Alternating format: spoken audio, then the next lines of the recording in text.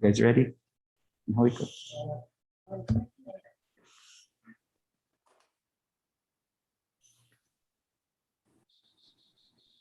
Ready.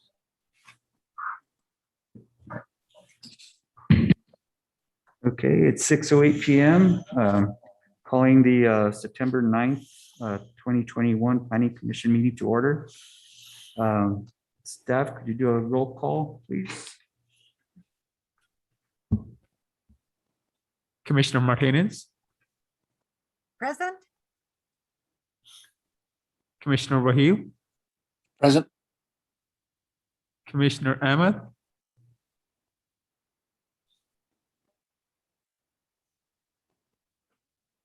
Commissioner Casadas, Commissioner Eric Martinez, Present. Commissioner Quintana, Present. Commissioner Wright. Commissioner Wright notified me that he is running late, so he will be here at a later time. Mr. Chair, he notified me also, the Vice Chair. Thank you, Vice Chair. But we do have a quorum, so we can proceed. I just wanted to take a moment to recognize our newest planner to the planning staff, Mohammed Hussein. So welcome to your first meeting here with us. Thank you. And congratulations to Angelica Serrano as our new city clerk. Wow. And welcome back, Melissa Velasquez, to the city. So nice to see you again. And we have attorney Randy Audio here with us as well. So thank you all for joining us today. With that, I will go on to item number 3, Pledge of Allegiance. Commissioner Quintana, can you lead us in the pledge, please? Pledge of allegiance to the flag of the United States of America, and to the republic for which it stands, one nation, under God, indivisible, with liberty and justice for all. Thank you, Commissioner. All right, we're on to item number 4, approval of the agenda. Before I ask staff if they have any changes, I just wanted to note a couple of things. What you don't see on the agenda tonight are the final decisions that we tabled from the last meeting, nor the minutes from the last meeting. So staff has made note of that, and we'll look to have that at our next meeting. Is that correct, Mr. Hussein? Yes, so we had some confusion at that time about the tabled decisions and table cases, but for minutes, they're ready, but they will be available for the next meeting. Thank you, Mr. Hussein. And just to note, Commissioner Wright has just joined us, so thank you, Mr. Wright, for all of these. No problem. Thank you for letting us know. The next thing I wanted to mention also is that at this time last year, we had election of officers. So we don't have it on the agenda right now. It was actually under matters from staff during the last commission meeting in September last year. So I wanted to present that to the commission if they want to go ahead, and since it's a kind of a procedural thing, if we want to go ahead and add that to the agenda so that we're in compliance with our city code on election of officers. So that's one change that I suggest. Are there any other changes that staff may want to suggest? Mr. Mohammed, Mr. Hussein, I'm sorry. Commissioner, Chairperson, I think this would be the only thing that we think would be the best at this moment. Thank you, Mr. Hussein. Are there any changes from the commission?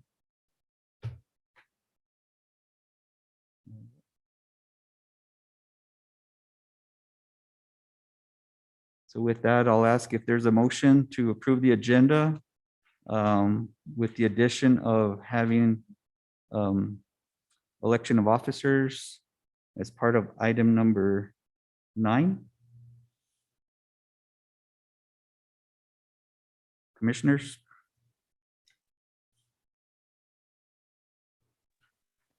Mr. Chair, this is Vice Chair. So are you going to place it under matters from the staff? It'll be part of that item. Okay. I'll make a motion to approve the agenda with the addition of the election of officers placed under item number 9, matters from staff. Thank you, Mr. Vice Chair. Do we have a second? Second.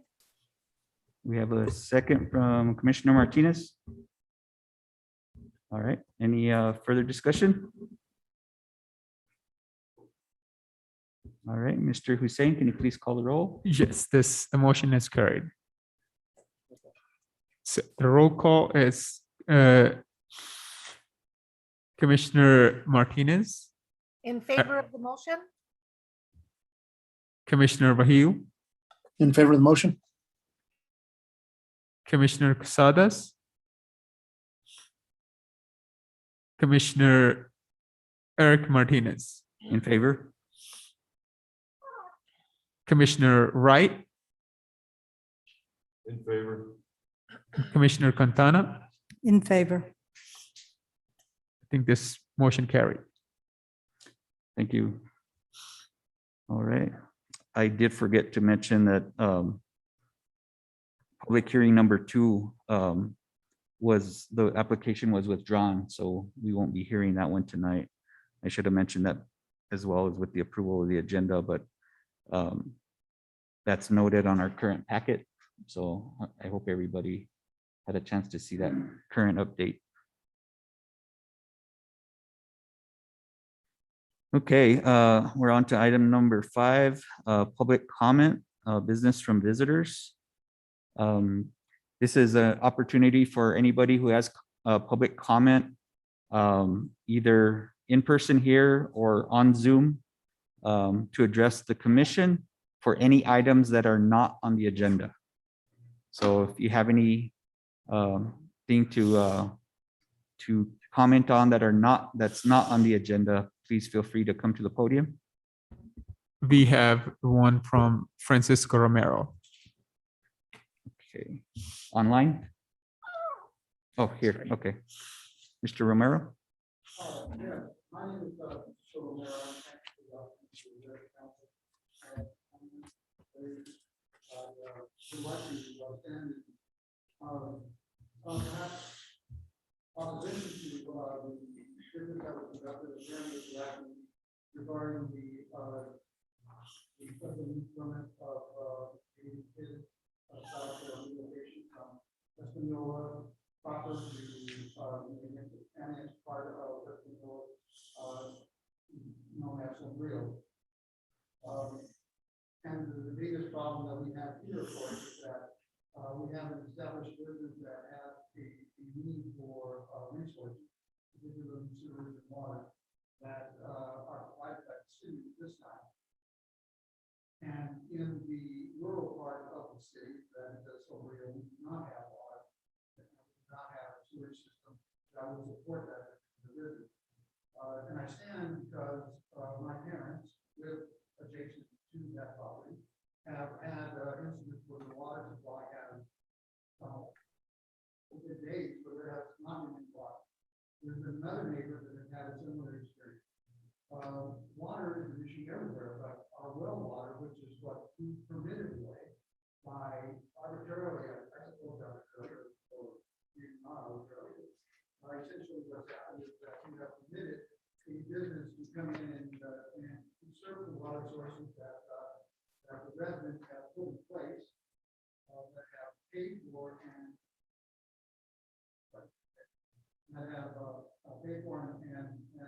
depended on for generations.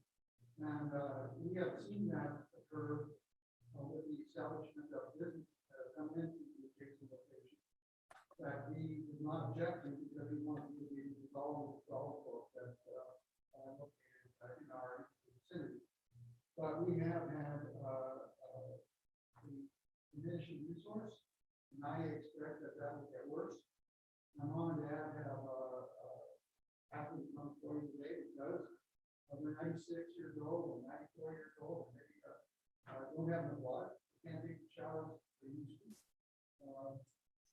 And that is a big problem. I didn't see that resident last meeting. The concern. The reason it was concerned, the city itself is taking funds out to permit these resources are not providing. And I think that's unconscionable. If you provide the resources, then I think you should permit it. But if we provide the resources that you're permitting, then you're deleting our ability to sustain our health and welfare, which is one of the conclusions of the law that you get. That's all we're working on. So I'd like the council to be aware of that, and if there's anything that you can consider that, or at least provide for a study that there is sufficient water sources. I can tell you that my mom and dad have already had to have a well rebuilt to be able to accommodate the impact of the businesses that heretofore had been next door. We're all in the same aquifer, and the aquifer is being depleted. And I see in this proposal that there's going to be for landscaping. That property sold off its water rights a long time ago. Does not have water rights in the ditch. And consequently, the water that they're using for the landscaping are retiring is it's going to have to come from well water. The well water is then going to be a problem for my mom and dad and the other residents in our area. Add to that, the new business that is coming in is going to have a lot of children, about office. Under COVID restrictions, we got to wash our hands a lot more. We got to take the care. Consequently, what will happen with these vision is that there's going to be further assault on quality and quantity of water that the residents. And again, water that they provided throughout the generation. City, if you want to bring us water, permit it. You want to make sure that the sewage that percolates in that area doesn't affect our water supply. The sewage that are taken away. Now, don't permit somebody come in and affect our water system and our dependence on our livelihood and our health that we're providing. I hope that makes sense for everyone. I've written a letter and we're addressing that and other concerns that we have. All of them are either through email. Well, it was the Facebook actually emailed it out there. And it was a hard copy, and I share that with others. But there's a number of considerations that I think not before the board in terms of properly identifying some of the problems and some of the impacts of the rules decision on the local residents. So if there's any way that you can consider that, reevaluate it, provide for a proper study, hydrology plan, so that we're not going to be adversely affected by the sewer system that is rural and for homeowners. And now, as businesses are moving into our area, we're seeing an impact already. So, without further study, I don't think I will go forward with it. Although I'd like to have a few good neighbors that everyone wish them success in the past for the businesses that have established here. We've not objected, we support it. But we're getting to the point now where we are being negatively impacted. And I wanted the commission to know that.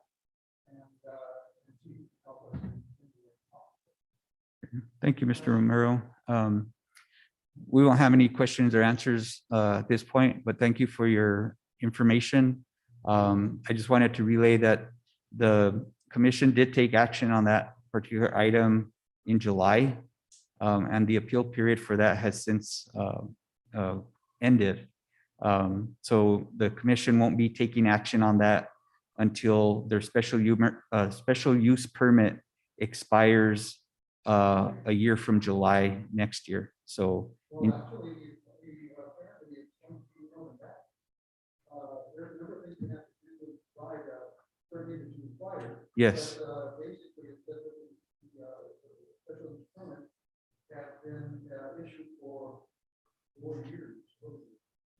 That's not correct. It was only issued, it was only approved for 1 year.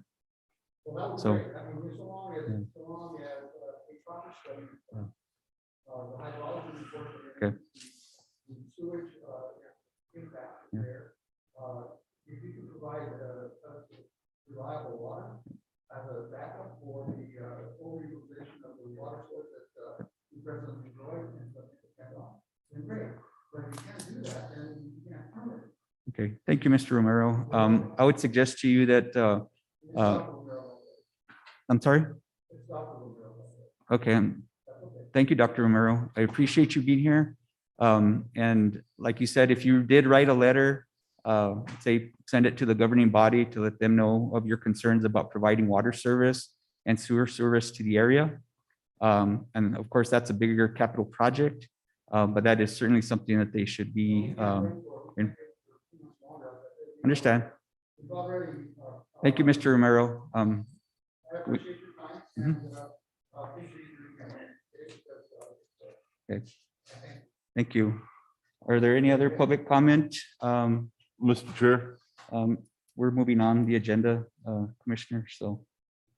I would like Is there, to address Dr. Marrero. is there, Concerns. is there any additional public comment online? Okay. Any additional public comment Any here? comments online? Thank you, Commissioner No, Wright. no We're gonna comment. move on the agenda. We've got a lot of business to Mr. conduct. Chair, I think it's important. We're going to item number, Point of order, Mr. Six. Chair. we're moving on the agenda, Commissioner. I'm sorry. We're on item number 6, items tabled from prior meetings. Right now, we do not have any items tabled from prior meetings. Like I mentioned, that we're going to take action on the items that we tabled from the last meeting. Final decisions, 2021-06, 7, 8, 9, and 10. And we'll also be taking action on meeting minutes. So, but nothing is on the agenda for at this time. At this time, we're on item number 7, items for consideration, new business. And these are our public hearings. The following cases are quasi judicial in nature, and the hearing will be conducted under provisions required by the New Mexico Court of Appeals. This includes the identification of parties and the swearing in of all those who wish to provide testimony. The opportunity of cross-examination to ask questions will be provided to all parties. So right now it's 6:26. We'll open the public hearing. And we got item number 1, variance request. And this is a request from Fermin Diaz. Applicant is requesting variance for the property addressed as 678 Cubero Court. The applicant is requesting variance of setbacks in single-family residential district R6. At this time, I will ask the commissioners, is there anyone who has a conflict of interest or that has had ex parte communication related to this case? Okay, seeing none and hearing none.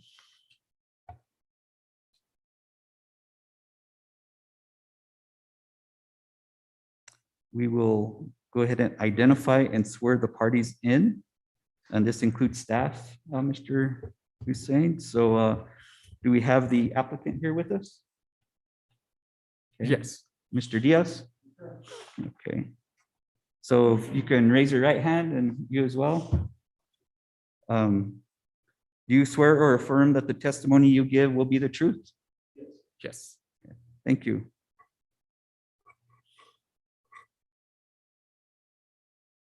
So at this time, we'll go ahead and give you your opportunity to present your case, Mr. Diaz, but at this time, we'll let staff make their presentation. Yes. Can you pull up that first?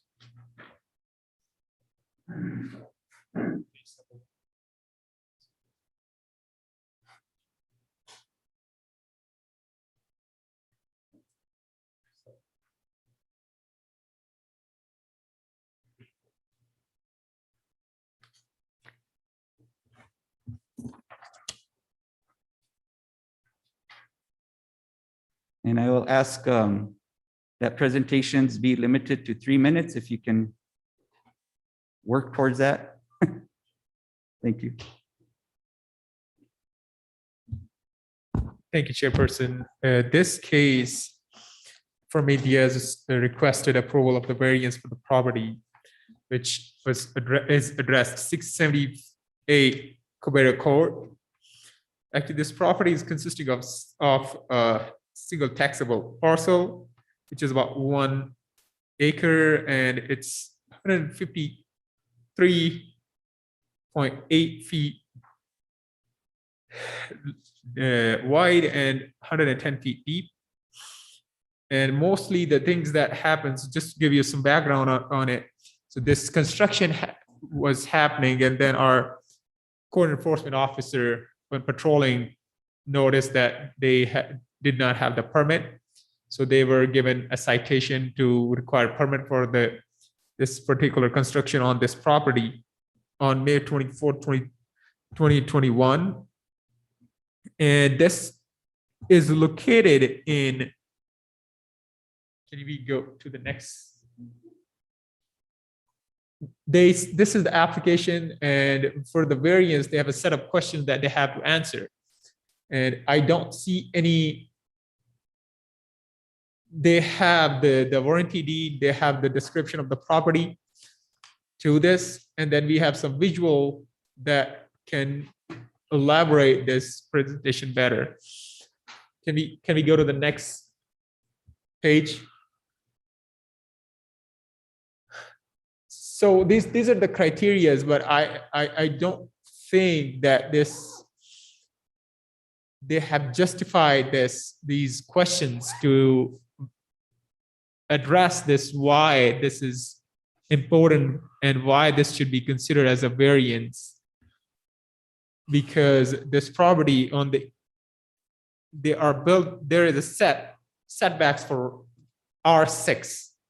You have to have 10 feet distance between any of two structures, 5 feet from the side and 5 feet from the back, and 30 feet from the front. But this particular structure is built on the property lines. Can we go to the next slide where the aerial is?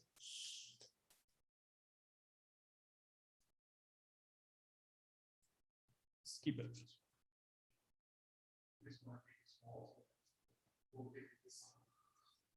This one.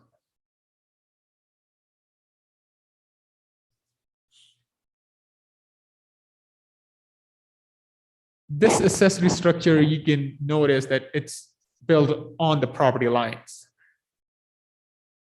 which is 20 feet, about 20 by 20. And this is built on the property line, but if they wanted to build this particular structure first, they could utilize the different side of the parcel where they have a setback compliance, and they would not have any issues that they don't need any variance for this particular structure.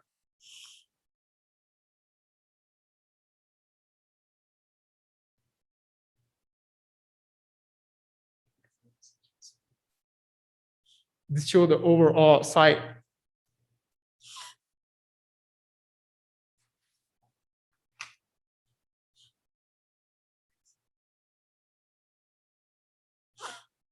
Just the warranty deeds and the proof of ownership.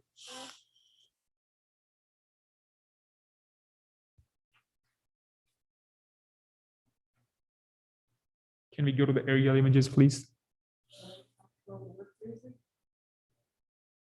There should be aerial image of this packet. Should be at the end of it. You're looking for the pictures, Mr. Hussein? Yes. Okay, I think they're at the end.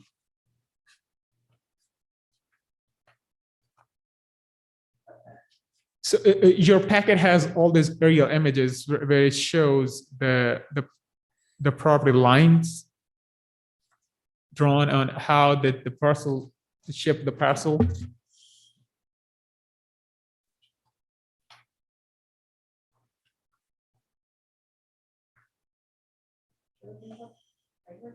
Yes. Toward the south side, if they wanted to make it this accessory structure, towards the south side of the property, they can have this built, or even if they can shorten the size and comply to our setbacks, they have to have the structure, resize the structure from the side and from the back to comply with our variance. And according to our meeting act, we have sent this notice according to our 200 feet to all the neighborhood we are in the vicinity.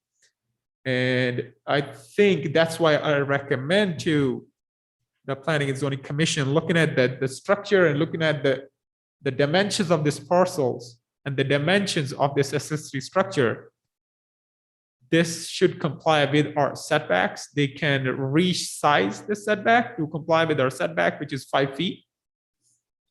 And if they want to keep the same size, they may have to choose the different side of the property to build that. But I stand for any questions or information. All right. Thank you, Mr. Hussein. We'll go ahead and take any questions from the commissioners. I do have a few, so if you can remain at the podium and we can. So one of my questions was, did the development review team review this case and provide any feedback, particularly the fire department, regarding the safety issues with it being placed as it's currently proposed? So DRT haven't reviewed it, particularly the fire department. They have not reviewed it. This was analyzed by the previous staff positions. I am not too sure if they contacted the fire department. But one thing that after we analyzed, after visiting this property, because this is very close to the adjacent property, and building on the parcel lines and property lines could not only be a community hazard or something that it can fall on one side because of the elevation it is on, and this is not a stable structure. Okay.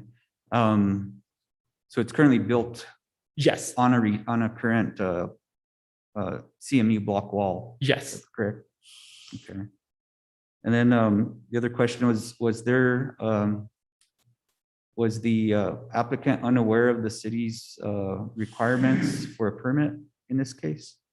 They said they didn't know, but to us, any permit, mostly because our city manager and our city mayor goes to radio a couple of times a year and announce that you have to have a permit if you want to build something in the city. Okay. Thank you, Mr. Hussein. It looks like maybe we need a little more work on that to get the word out. Thank you. And I think as far as the DRT review, just for future, I know you're new to the city and you're learning the process, but we do value the DRT reviews on cases, so that would be helpful to the commission. So Definitely will follow that. thank you, Mr. Hussein. I'll move on to other commissioners. Commissioner Martinez, do you have any questions for staff? Not at this time, Mr. Chair. Thank you. Vice Chair Behill, do you have any questions for staff? Mr. Chair, I do. I have at least one. So maybe one will pop up after this first question. Director, what is this building? What is this outbuilding going to be used for? Storage or residence? Is there a plumbing inside of it? I see the electrical is on there. They've stubbed it out for electricity already. I'm going back to my photos here, and again, you're saying that 5 feet, 5 feet, 5 feet on the north side and 5 feet on the side. will be sufficient for you as far as you, the director, I'm sorry for the interruption, as far as the meeting the setbacks? Sorry about that. I'm wondering, did you understand my question, sir? Yes, so in R6, which is residential district, our setbacks are 5 feet from side and 5 feet from the back. So we would consider every building to comply with that, to have a comprehensive structure in the neighborhood.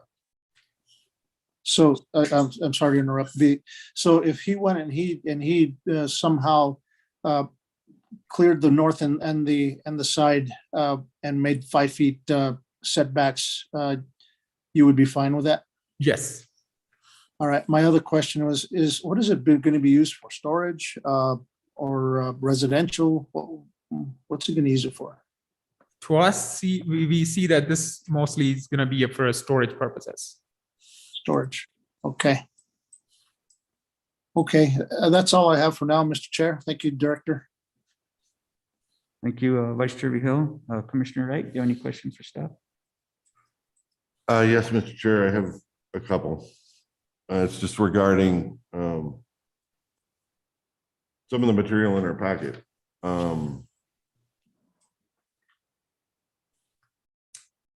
So I assume that city staff, and I realize you may not be totally familiar with this, Mr. Hussein, because you just started. But apparently this building was red tagged by the city in May. Yes, May of 24. May 24th. And then it appears that the applicant came in about 3 weeks later and then applied for a permit. Yes, Do you know what the status of that permit application was at that time? On the June permit was 9th? denied.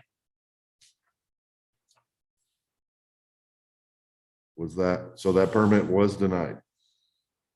As for my information that I got from the staff, that this permit was denied, and that's why he was asked to get a variance. Okay. Okay, and then in the same date of June 9th, in our packet, there is an application to the State Construction Industries Division. Are you aware of the status of that application? I am not too sure about that application. And so, and I guess going back, the red tag on May 24th was also a stop work order. Yes, that was Correct. from code enforcement. And are you aware, has work actually stopped? Yes, Okay. Do you have any idea when these photos were taken that are in the packet? yes, that was taken by me 2 weeks ago. 2 weeks ago. Yes, Well, and just for the record, it appears the work is continued there. I'll ask the applicant that. I think so when I checked with our member of our staff, they said when they noticed it was in this shape. So the information that got to me, to my understanding, this was at this shape because it's not been completed yet. No, and I understand that. So I'll make a point to ask the applicant exactly what's been done since that date, on the record under penalty of perjury.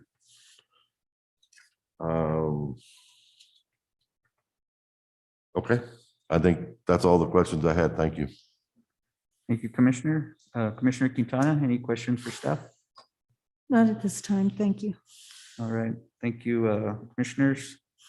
And then right now we'll ask the applicant, do you have any questions for staff at this time regarding their presentation? And these are just questions. You'll have your opportunity next to address the commission with your application and your request. But if you have any questions specifically for staff, now is your time to ask.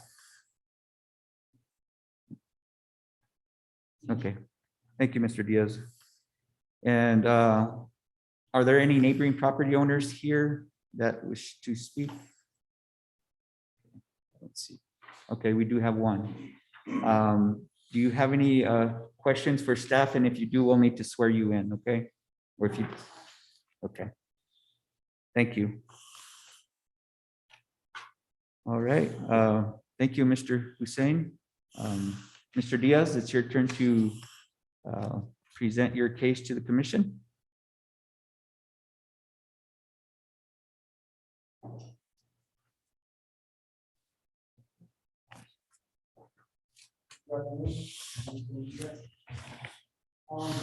I'm doing this for 4 or 5 years.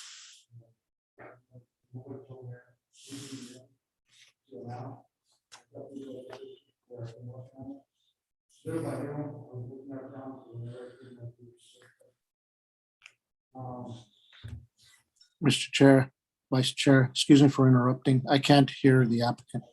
Okay. Just a little closer to that. Right, to step closer to the microphone, Mr. Diaz. Oh. Let's see our city clerk's gonna make some adjustments here. Give us one moment. Thank you, Mr. Vice Chair. Thank you, Mr. Chair.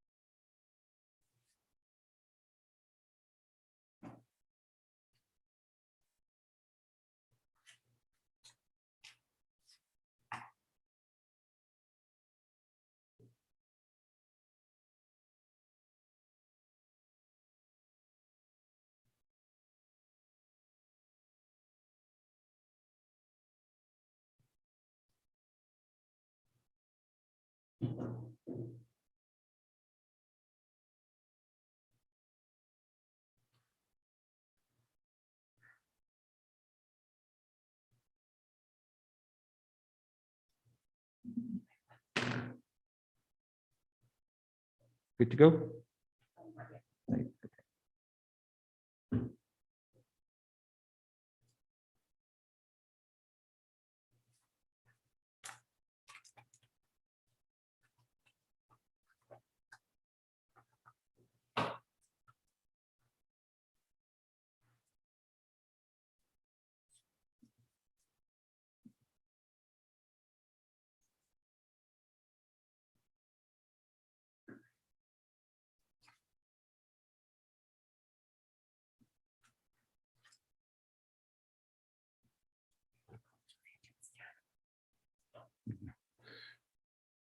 So like I was saying, I mean, I've been building this for 5 years or so. Nobody's told me anything. I don't know if you guys noticed on the picture. There's a lot of properties that's tied together, so I just went with whatever I see, you know? And there's actually more properties that are close to it, so I never thought I had to have a permit or have a offset. Because in, I mean, like it's in, that they come and say it like twice a year on the radio. I don't listen to the radio. So I mean, this is just the shed, and now I'm working back in town, so I'm kind of working on it more. I mean, I'm actually almost done with it. So I mean, I put a lot of effort into it. I'm gonna use it as like storage. It doesn't have no plumbing. And my son plays guitar, so I'm trying to build him a little place where he can play a guitar. I don't know, I'm just. And on whenever they red flag me, I received a letter. I called, I came in, and they told me to do it, to fill out the permit. So everything I did was through planning and zoning, whatever they told me I needed to do. I didn't. Okay. All right. Does that conclude your? Yeah, I mean, Okay, thank you, Mr. Diaz. I Please wait there. It's our opportunity to ask you questions about your case. So commissioners, I'll start with Commissioner Quintana. Do you have any questions for the applicant? Not at this time. All right. Commissioner Wright, do you have any questions for the applicant? Yes, Mr. Diaz. So the city sent you a letter in May, Yeah, it was around May. and did that letter notify you to cease working on the construction? Yes. Um, and have you continued to do some work on it since May? I plastered some of my walls, Yeah, so that's, but it's not in that room. I mean, I plastered like the outside walls, yeah. but you plastered the building itself and the walls? Well, there was already, I mean, it was almost done. As you see in the picture, I mean, it's not. There was almost, everything was done, so I just plastered whatever was needed to then. I mean, I had it in weather for so long time, so I just plastered it. But including the building itself? Yes, Okay. And the walls that are there, to the north and west, have you extended the height of those no, from what they were originally? no, sir. So originally, this property was my dad. So that property had a big slope. I don't know if you go on the backside, he built a big wall on there.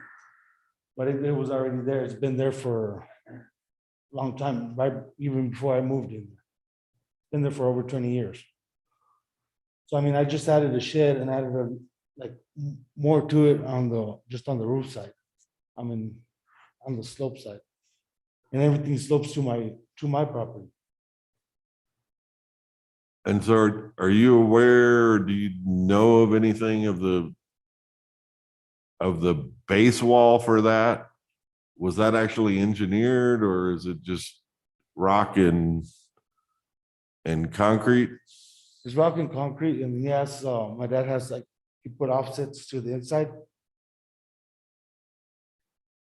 Okay. And then is any of that additional wall, is any of that material dry stacked?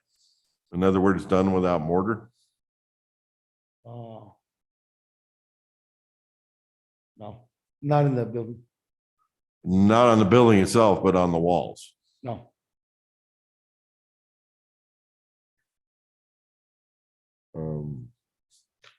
That's all the questions I had, Mr. Chair. Thank you, Commissioner. Everything's grouted. I mean, it's got mortar and it's got grouted. Thank you, Mr. Diaz. Commissioner Vehil, you have any questions for the applicant? Mr. Chair, yes, I do. I have one, maybe two questions. Thank you, Mr. Chair. Mr. Diaz, Yes, sir. you have a little vestibule there, 5 feet from the wall with an overhang. That overhang has a window on it. Is that a loft for storage, or is that a loft for sleeping? What is that? No, that's just to put stuff in there. I mean, I got Christmas stuff. My she's got boxes, of dishes and whatever. And I just stored everything up there. I mean, from the wall. And it would have been nice if you would have just continued that all the way around. Probably wouldn't have the issues you're having now. Sorry you didn't get a chance to, or weren't privy to getting a permit to do this. And I understand that, yeah, everybody seems to be doing it. Why not, but yeah, sorry you got to go through this. How would you, it looks pretty stout what you've done. It looks like it would be a real chore to meet those setbacks. But on the same token, how do you feel about the way it stands as far as to cause damage to the neighbors? Let's say this thing caught on fire. What do you think would happen, in your opinion? Nah, I don't know. I mean, If you live on a cul-de-sac, they probably wouldn't go into the cul-de-sac. They'd probably put it out, but during that time, the time it took to get there, this thing would be burning. Embers would be going up into the sky and then falling on roofs, people's roofs, and then their houses catch on fire, and then you have a much bigger problem. What do you think? I mean, if a fire catches a fire, any house will go. I mean, these are mobile homes all around me. My house is plastered. I'm trying to get everything plastered. See what I'm saying? I mean, Yes.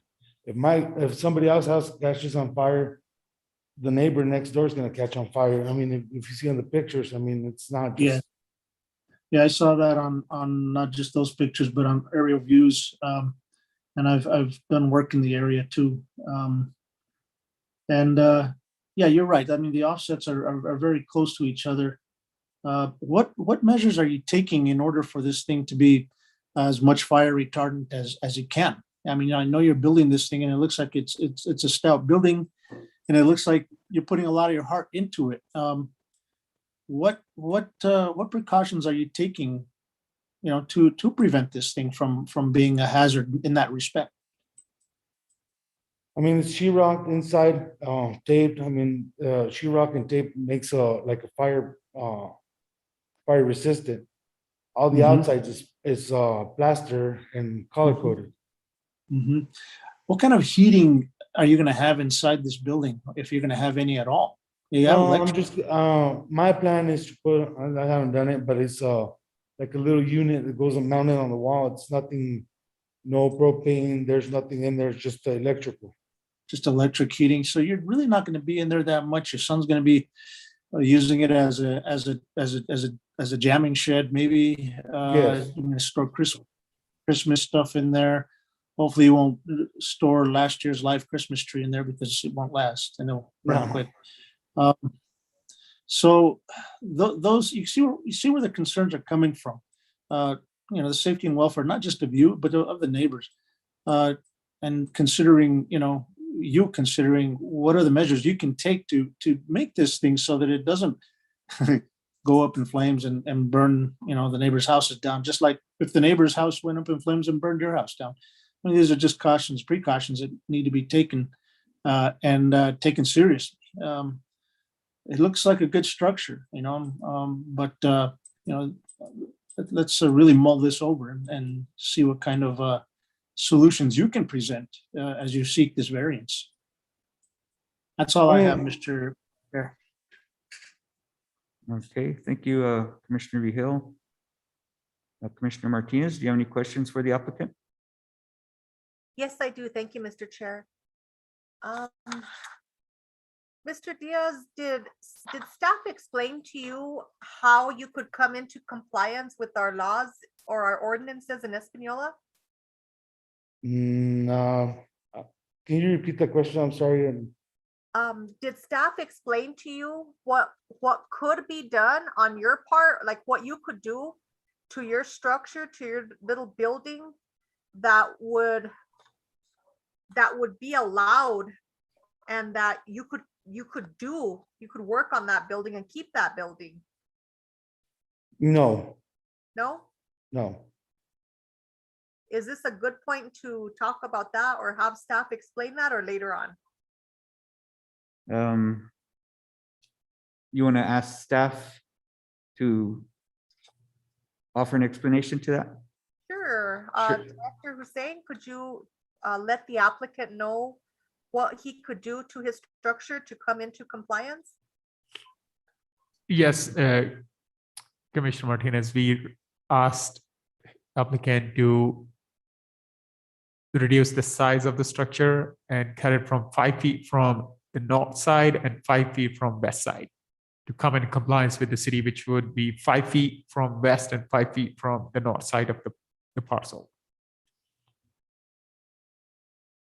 So that's the way that how he could come into compliance. Does that answer your question, Commissioner? Yes, it does.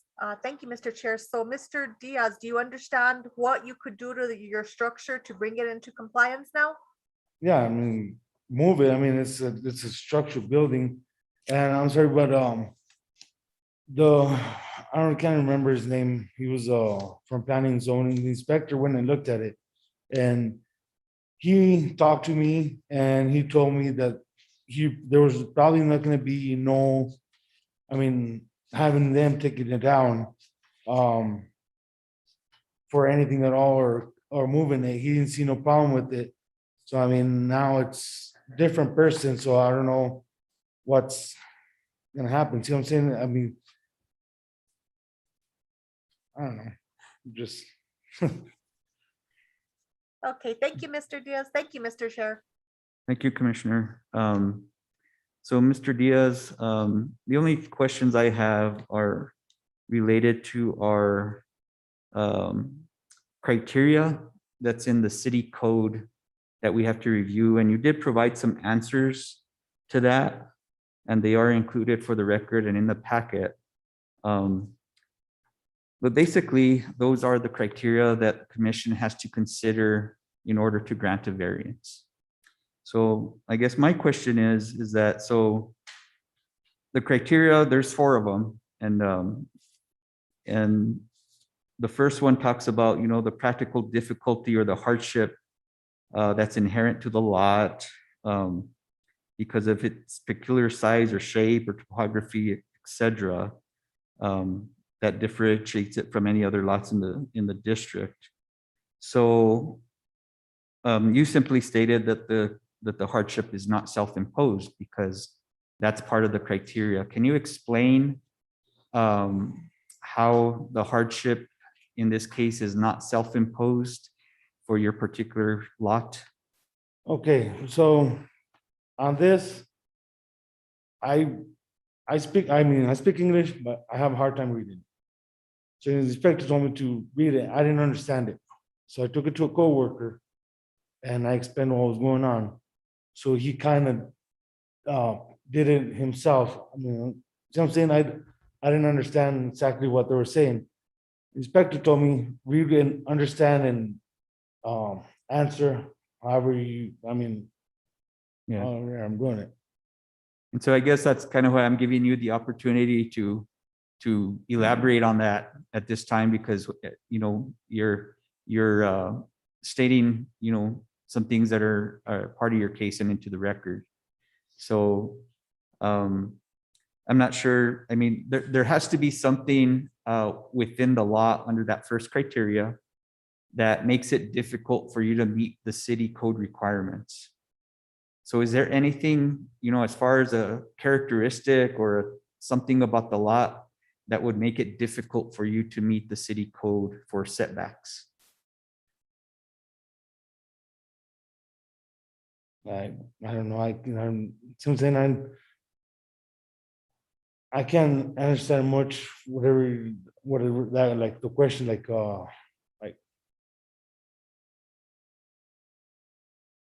So I guess is because of the size of the lot, because of its shape. Is there something about the lot that would make it difficult for you to meet the city code to have those 5-foot setbacks, if you will? shape. Okay. Okay, thank you, Mr. Diaz. Those are the only questions I have. Now, staff, do you have any questions for the applicant? I think I don't have any questions, but yes, we want to make sure that they're heard, and if they wanted to say anything about the criteria which were not mentioned. So you have already touched that. Please. Thank you, Mr. Hussein. And is there any neighboring property owners who has any questions for Mr. Diaz? Okay. All right, thank you, Mr. Diaz. You can go ahead and sit down now. So if there's any neighboring property owners who received notice that wish to speak, you may do so at this time. Okay. Nobody online, Ms. Velasquez? No. All right, and is there anyone from the general public who wants to speak to this case that are not neighboring property owners? And nobody online, I take it as well.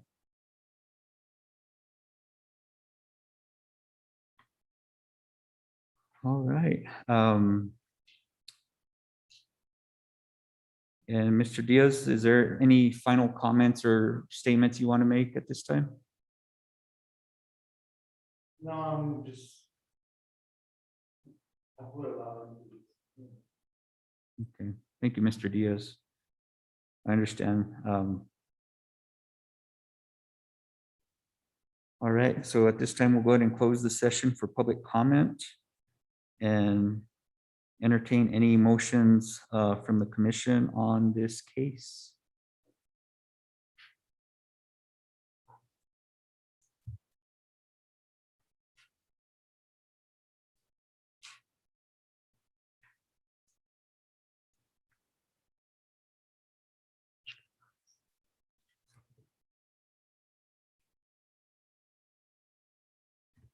Is there any motion on this variance request?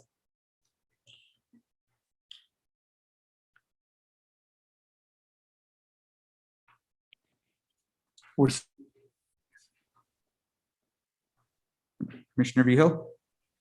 Mr. Chair, I'd like to make a motion to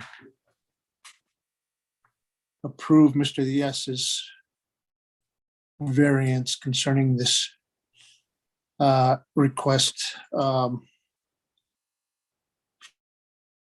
678 Cubero Court, seeing for his request for a variance for the setbacks. I'm sorry, my words are a little jumbly here. As he's in residential district R6. Okay, thank you, Vice Chair Vehil. We have a motion by Vice Chair Vehil to approve the variance request regarding the setback requirements for the structure proposed. Do we have a second? All right, we got a second by Commissioner Wright. Discussion.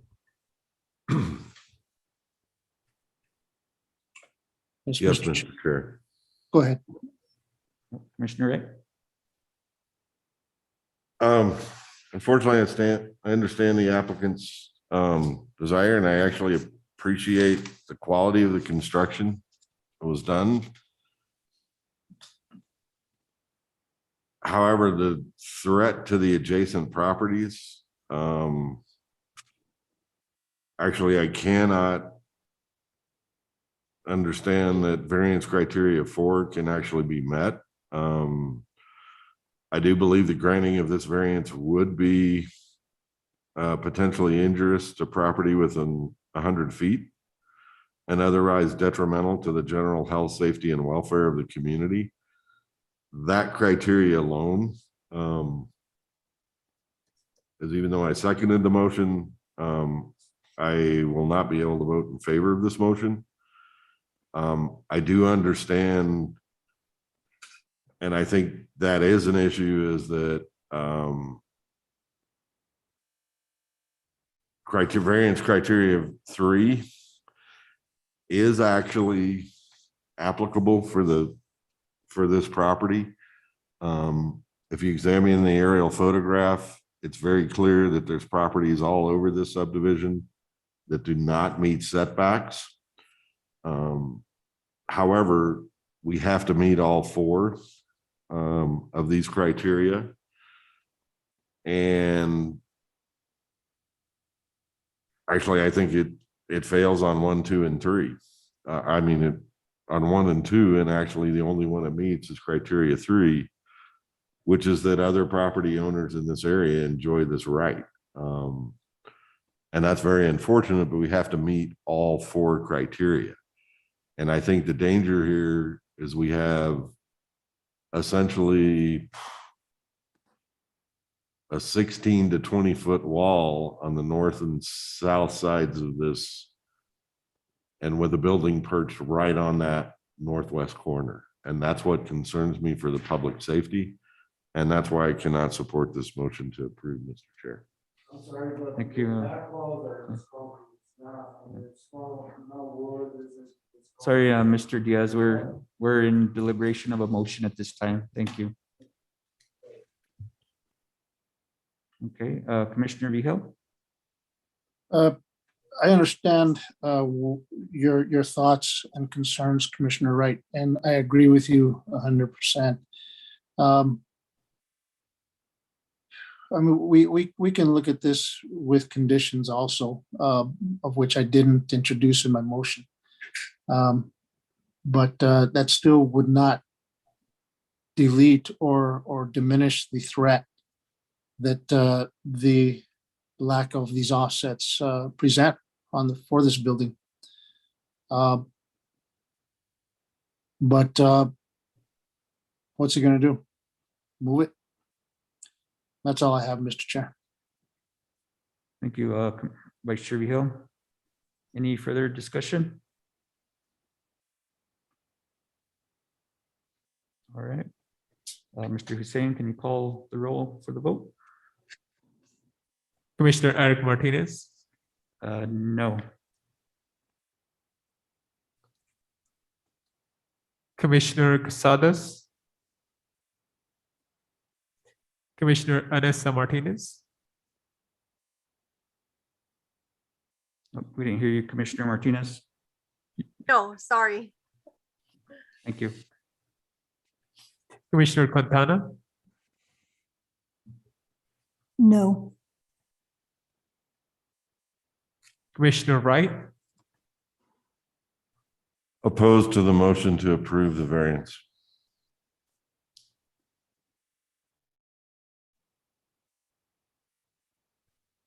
Commissioner Vahil. Yes, I am not opposed. In favor of the motion for Mr. Hill. In favor of the motion. Thank you, Mr. Chair. So it's It's been a long life. Okay, so the motion failed. motion to approve fails, Mr. Diaz, but you do have the right to appeal. You have any party wishing to appeal must do so by submitting a written notice of appeal to the planning department, to Mr. Hussein, within 15 days, 15 calendar days of today.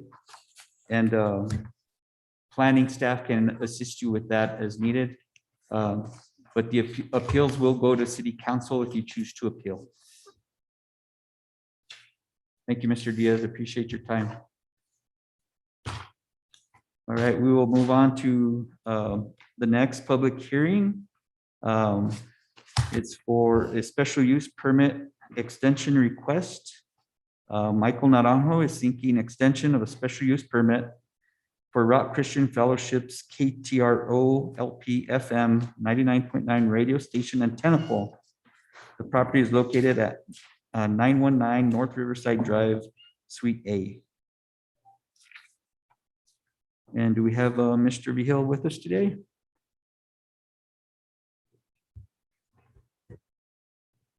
Or I'm sorry, Mr. Naranjo. I'm sorry. One second, if I can swear you in, we already swore in staff. So are there any other parties wishing to speak on this case here today? Okay. Mr. Naranjo, do you swear or affirm that the testimony you give will be the truth? Thank you, Mr. Naranjo. At this time, we'll go ahead and let staff do their staff presentation, and then you'll be next, Mr. Naranjo. Thank you very much.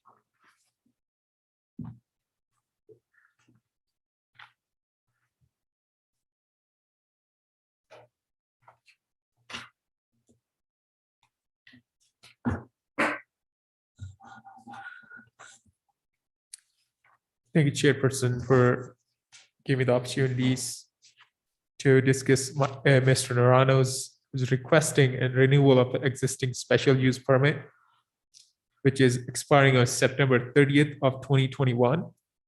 This existing special use permit is for the Rock Christian Fellowship, which is a low frequency FM radio station, 99.9 radio antenna station on the property currently addressed as 919 Riverside Drive. And this property is located in B2 General Commercial District on the Riverside Drive. The applicant originally obtained a special use permit for the installation of a low power FM radio station from the commission in 2015 at the same property. And there was no language in the code for the cell tower and utility poles placement for the low power FM radio station antennas at that time in 2015. In 2015, development review team advised that there is no utility lines in the area of proposal location.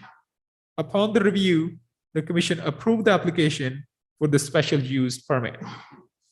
Recommended the 5 years in 2015. The current special use permit is expiring on September 30th, 2021. This pole has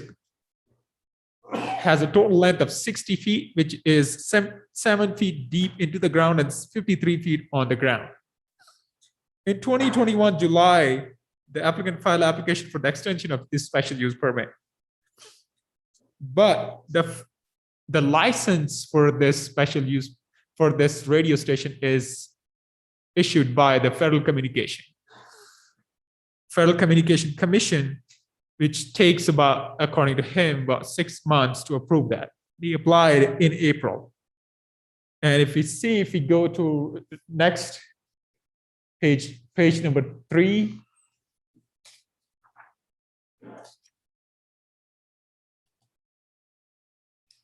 That explains the story as well.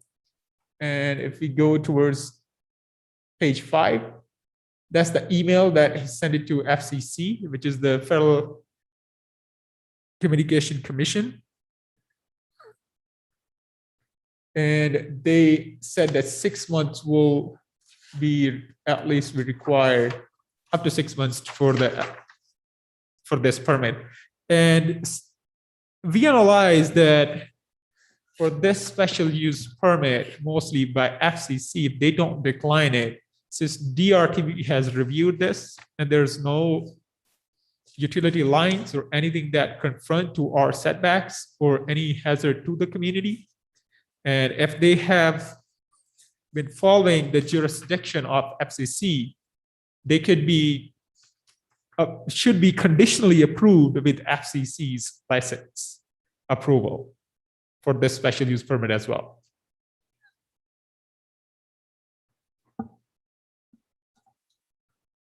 Okay, thank you, Mr. Hussein. Does that conclude your presentation?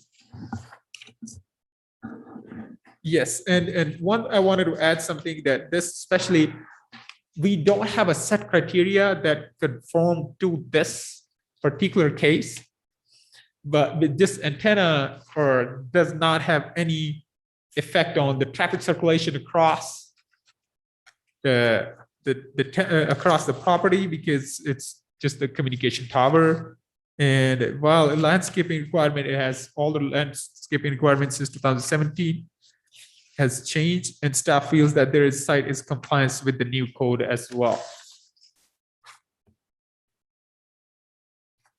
And this had the sufficient parking, so we just had these things, just made it. And we also have a memo that was written in 2015 in your packet as well. If you want to go through that and what's the communication were there in before it was approved as a special use permit. Okay, thank you, Mr. Hussein. Does that conclude your presentation? Yes. Okay. Commissioners, any questions for Mr. Hussein? Commissioner Martinez, start with you. Not at this time, Mr. Chair. Thank you. Thank you, Commissioner. Vice Chair Hill, any questions for staff? Mr. Chair, no, I do not. Thank you, sir. Commissioner Wright? Yes, Mr. Chair. On the recommendations page, you're recommending that the special use permit take effect on October 1st, 2021 and remain valid until Wednesday, September. I'm assuming that's September 30th, the end of the month. Yes. Okay. For 5 years. Okay. So a 5-year term, and that's a 30th of September. Yes. Recommendation. Okay. And I wanted to add one more thing. For FCC, they issue the permit for 8 years. So if they have approved this October 1st, which is their expiry date for their FCC license, if they're approved, they would get a more license for 8 more years from FCC. Understood. And again, just to clarify, the applicant is asking for 8, but the city code only allows a maximum of 5 years for a special use permit, correct? Yes. Thank you, Mr. Hussein. That's all I had, Mr. Chair. Thank you, Commissioner. Commissioner? Although, kind of a bit of latitude, I guess it's under questions of staff. Actually, this commission heard this case previously, after 2015. And if I could, Mr. Chair, I had relied on Commissioner Anissa Martinez to check our records on that. And if I could ask her to provide that information for the record, I would appreciate that latitude. So could also ask staff to confirm that date as well, if that's is that the issue question? I would, but that's a little awkward because staff would have to look up the records and it would delay our meeting. Oh, like now? And I did, yes. Okay. And so I'm sorry, your question is for Commissioner Martinez to look up Actually, Commissioner Martinez has already done this, and I'd like her to be able to put that on the record, on the official record public record of the commission for this during the public hearing. okay. Commissioner Martinez, I'll go ahead and let you take that question from Commissioner Wright. Very good. Thank you, Mr. Chair. I did look up the previous case related to the special use permit. And we actually reviewed the renewal of the special use permit at our August 8th, 2019 meeting. And it had case number 2019-20 assigned to it. And we, as the Planning and Land Use Commission, reviewed the case and we approved the special use permit renewal. And it was a conditional approval. And it was effective from August the 8th of 2019 through September 30th of 2021.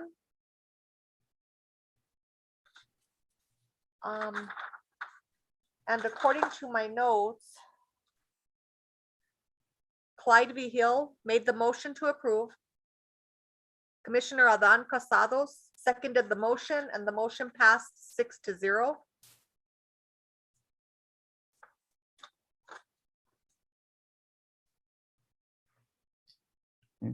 Thank you, Commissioner. Thank you, Commissioner. Thank you, Mr. Chair, for that latitude, but I thought it was important.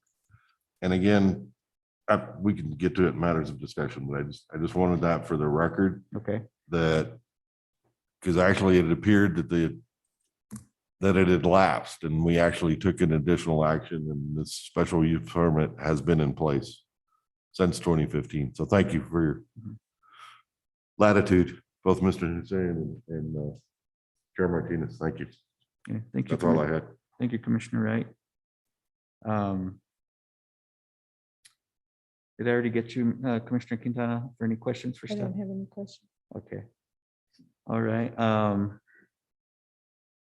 Now, just a quick question from me, Mr. Hussein. Where's the antenna located exactly? Can you show that on the aerial? Can we go towards the aerial images, please?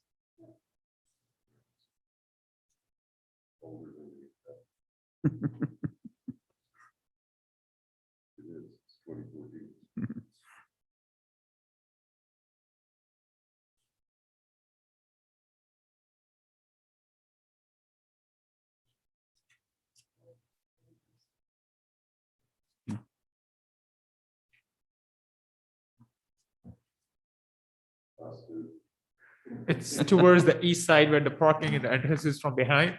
It's Okay. just across that. On the east side of the building? Yes. In the Okay. middle where is the small courtyard is. Oh, okay. That's good enough. I'm satisfied with that answer. Okay. Thank you, Mr. Hussein. Any additional questions from the commission? We good? All right. Now, Mr. Naranjo, do you have any questions for staff at this time? No, I like, no, I like it, so, going by with that. And it's commodity time.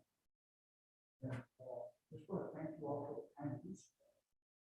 Doing the work. Really, I appreciate it. Thank you, Mr. Naranjo. Maybe you can keep me from meetings.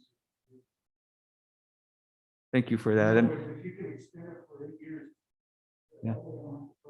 Okay, take a pause there. We'll get to you and you can approach the podium and go ahead and give us the details of your application. And then, so did you have any questions for staff? No. Okay. And then any neighboring property owners that have any questions for staff? Present or online? I don't think there's anybody present there, right? So, okay, thank you, Mr. Hussein. Okay, Mr. Naranjo, you're up. You can go ahead and present your case and Well, it's pretty much presented on the thank you very much.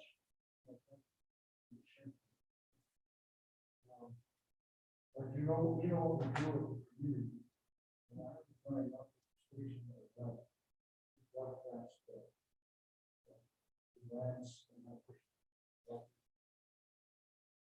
We follow, we're respectful. Looking to get a new system. But otherwise, we try to be true to the home. And like I said, you know, it's beautiful for the years of concern.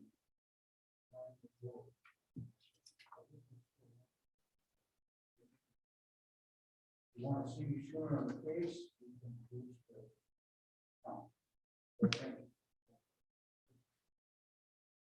thank you, Mr. Naranjo. Any questions from the commission?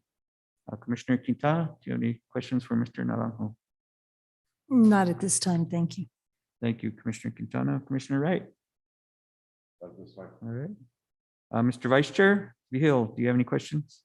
I don't have any questions, Mr. Chair. Thank you. All right. And Commissioner Martinez?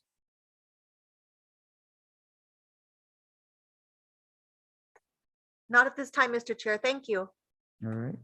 Thank you, commissioners. And I do not have any questions myself. And any still no neighboring property owners here for questions. So thank you, Mr. Naranjo. If you have any final thoughts or a closing remark, feel free to share that. Yeah, we do, I just want to mention it.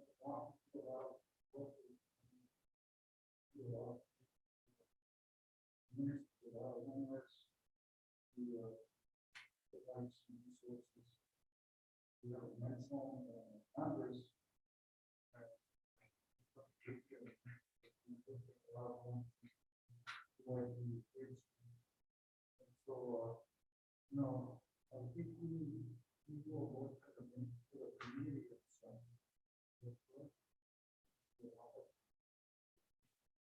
All right. Thank you, Mr. Naranjo. All right. And the general public, still none. So we'll go ahead and close the session for public comment. And this time we'll entertain any motion from the commission. I just want to note that staff does have a recommendation and a condition of approval on this case. It's on page 3 of the case packet. So, and then thank you, Commissioner Wright, for clarifying the date on that as Wednesday, September 30th. So, commissioners, do you have a motion on this case?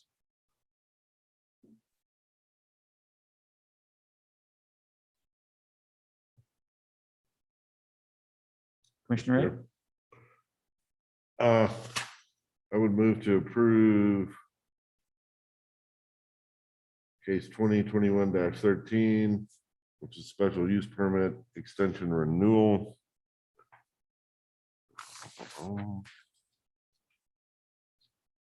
For Rock Christian Fellowships KTRO LPFM 99.9 radio station antenna pole for the property located at 919 North Riverside Drive, Suite A.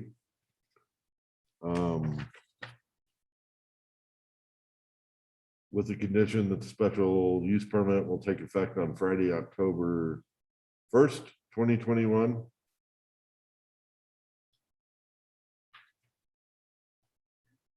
And remain valid until Wednesday, September 30th, 2026. Barring any relevant changes to the zoning and development code, the applicant will need to apply for a special use permit prior to or at the September 26th Planning and Zoning Commission meeting.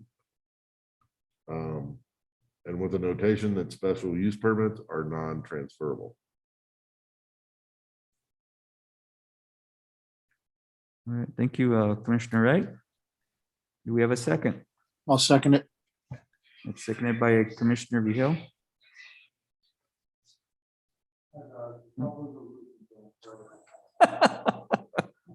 Thanks for the update, Mr. Audio. We got a second, any discussion? Mr. Chair, Commissioner Martinez, I have a question. yes, Okay, so the conditional approval is requesting that the applicant will need to apply for a new special use permit at the September 2026 meeting. Why would it be a new permit and not be a renewal of an existing like we're doing now? that's a good question. Thank you, Commissioner. So you're right, the request does say renewal. And so I guess would it be more appropriate to say to apply for a renewal of the special use permit?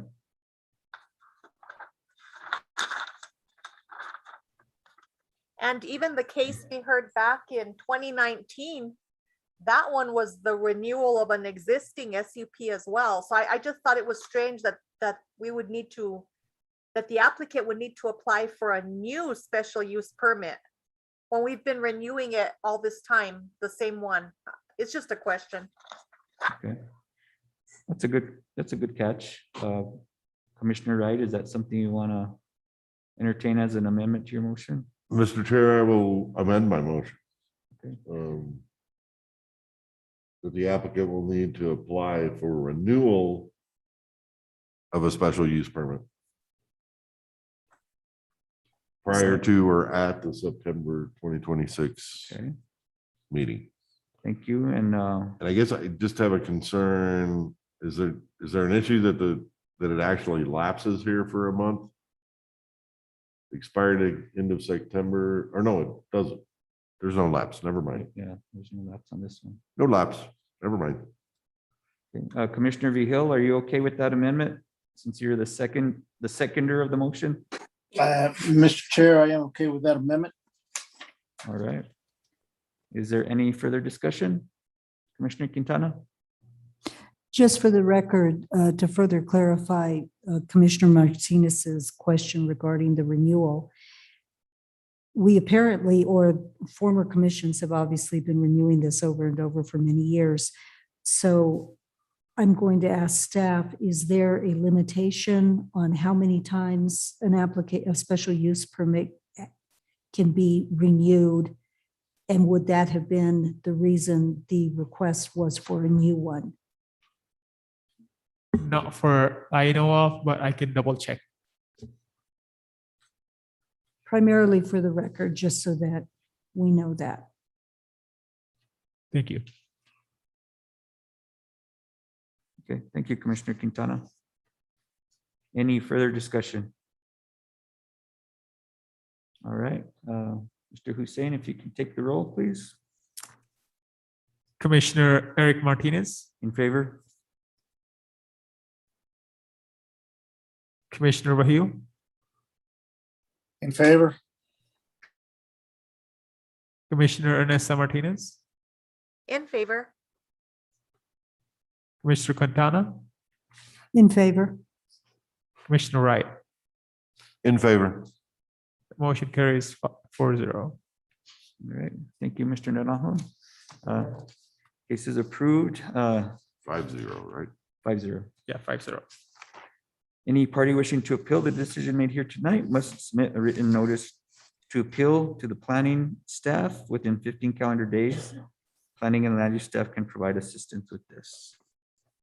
Thank you, Mr. Naranjo. Appreciate your time.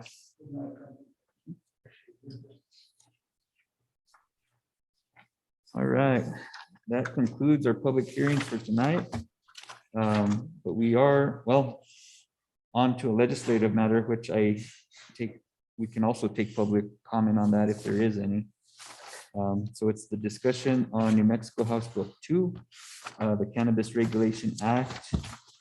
This was an item that we had discussed briefly before. It has been discussed by the city council.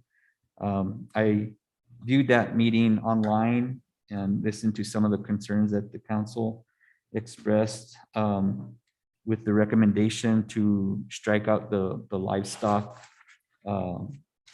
portions of the current ordinance as a method to clean that section of the code up. So I guess with that, I'll go ahead and ask Mr. Hussein, do you have a presentation on this or?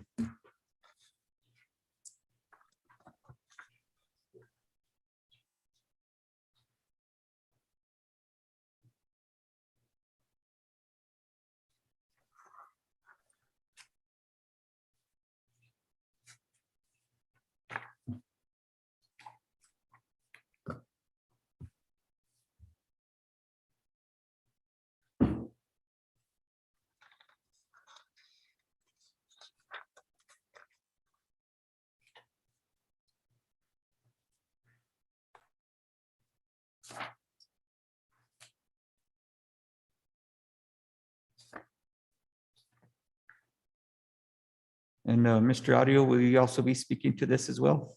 Yes, I will. Okay, thank you.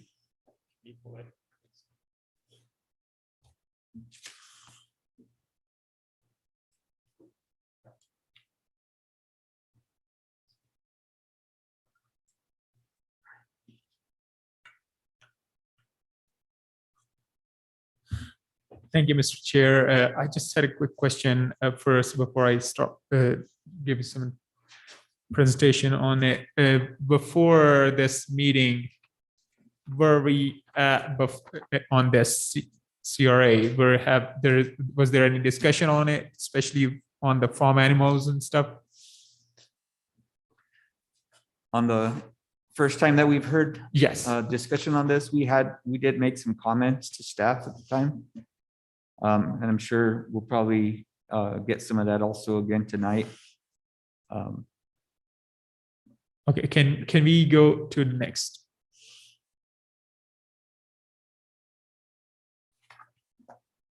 I'm sorry. Could you repeat that? The full screen and the next slide.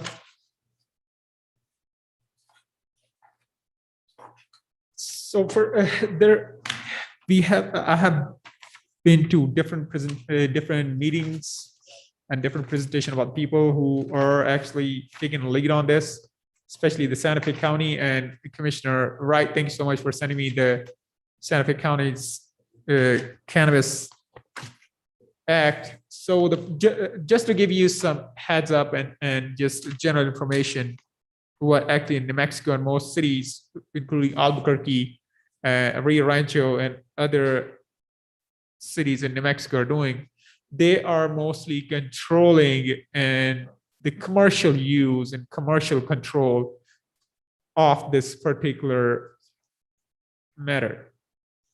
They are actually working on the cannabis control on the commercial level, not on the personal level. So you have to differentiate between the commercial and personal level, because by the law, by the House Bill 2, which actually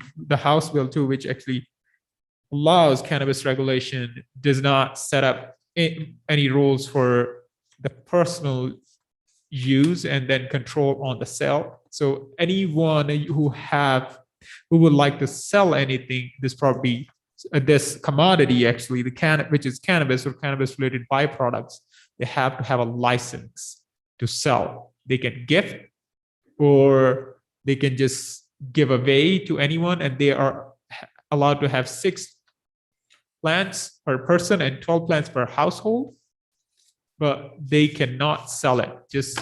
And this regulation is applying all across New Mexico. Just wanted to clarify this, that there is a differentiation between commercial and personal level use of the cannabis. Can we go to the next slide? So the effective from July 21, this, as the bill passed, that the commercial and retail, the time and place, manner, they have to have, so in consumption, there's a consumption constraint on that they could be consumed on as allows, or any other drug from, alcohol or anything, they could be the same district that they can have the retail facility as well. So according to our, we can have on B1, B2, and B3, especially the city of Espanola, and they have to have at least 300 feet of distance between any school. And we are also proposing to have at least 200 feet of distance between one cannabis selling retail business to others. So there is no just business hub for any cannabis related growth. And in terms of growth, they can grow homegrown. They can grow at home, as I mentioned, 6 plants per person, adult person, and 12 plants per household.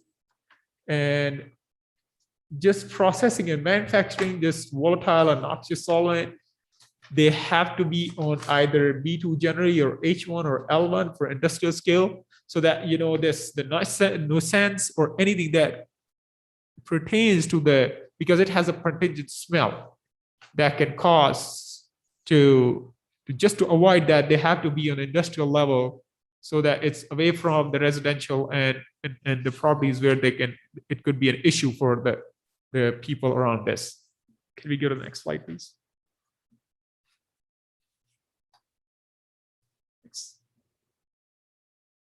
Next one. So the existing, actually, there is, again, as you mentioned about the animals, and it's kind of mixed. So presenting as it was presented before meeting. So there was the growth and the cultivation is allowed in any district, in every district.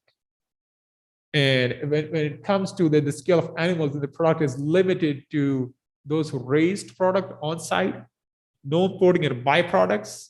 When I talk about the byproduct, if this could be the animals, or the sale of the agricultural product is limited to those who raised on site, again, no imposing on the byproduct, as the animal fat could be used to make soaps or shampoos or anything. This sort of things could be considered as a byproduct. So byproducts are not actually included in this.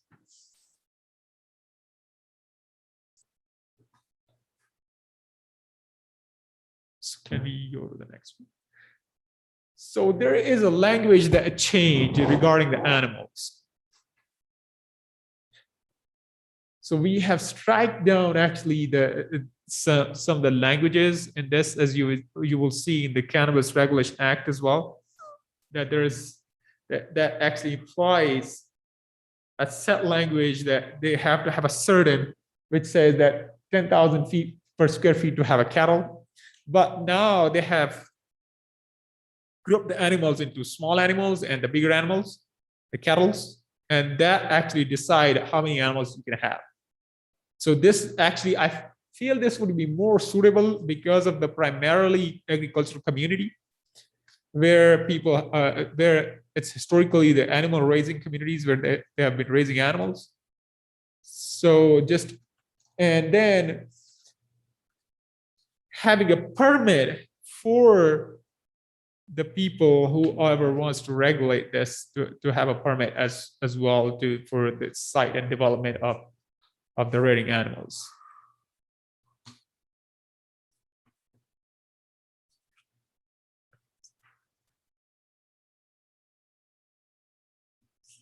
So the current, it's actually the summary, the current regulations are actually the zone specific because there is some issues with the non-conforming lots and doesn't recognize historical or the present use in terms of animals and in terms of agricultural use that we have. So the proposal is for the context specific consideration is to allow use based on requirements, not just historical and the zone based, but the use based use. And consider management and mitigation and consistent with the chapter industrial practices and change the restriction on the sale of agricultural products. And home versus home-based business. So for the home-based business, they have to have a license. And to remove the restriction per square feet, it's more to enable the broader use of livestock and agriculture and remove the agricultural production from the nuisance. And if you just have added some languages to just because after the introduction of cannabis, it has some particular smell. And the bold language actually tells is the addition to the existing nuisance language that it's in our code.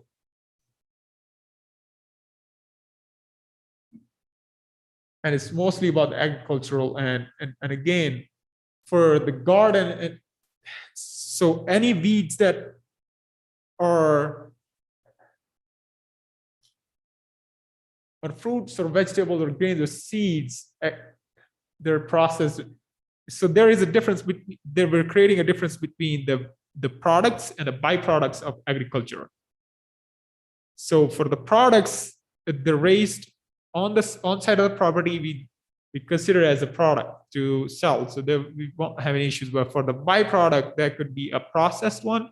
They could have to have a different set of the homegrown business license and stuff. And in terms of garden, there is a home garden and then the community garden, and which are actually allowed in every single zone, which were not particularly allowed at the first end when at the current zoning.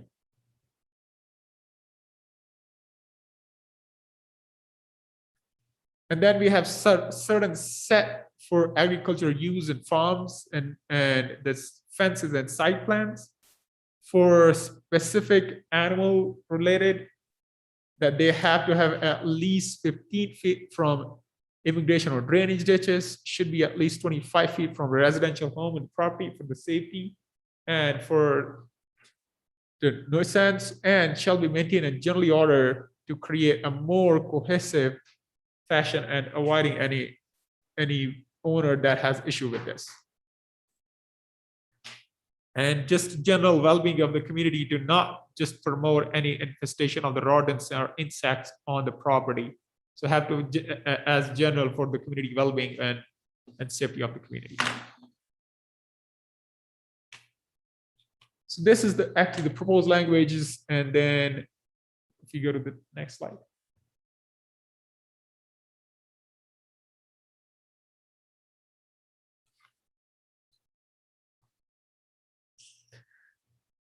Again, this for agriculture uses, they're proposing natural use to avoid any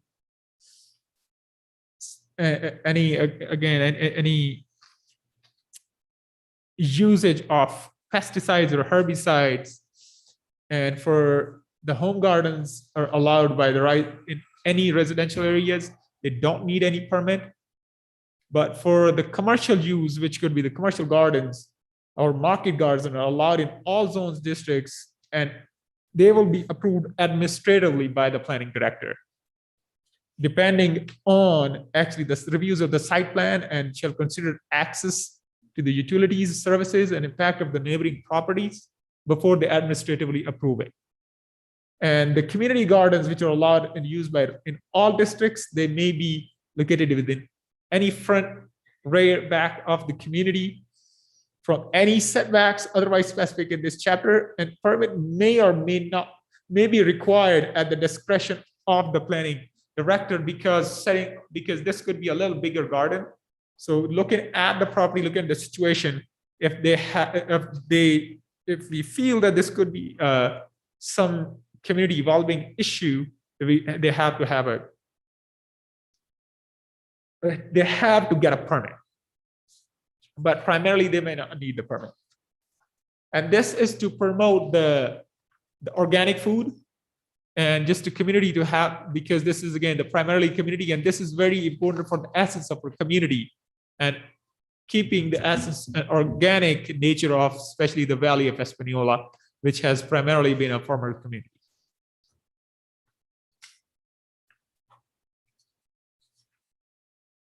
And again, the manure management and then agricultural production of vegetables and grains. Can you go to the next slide, please?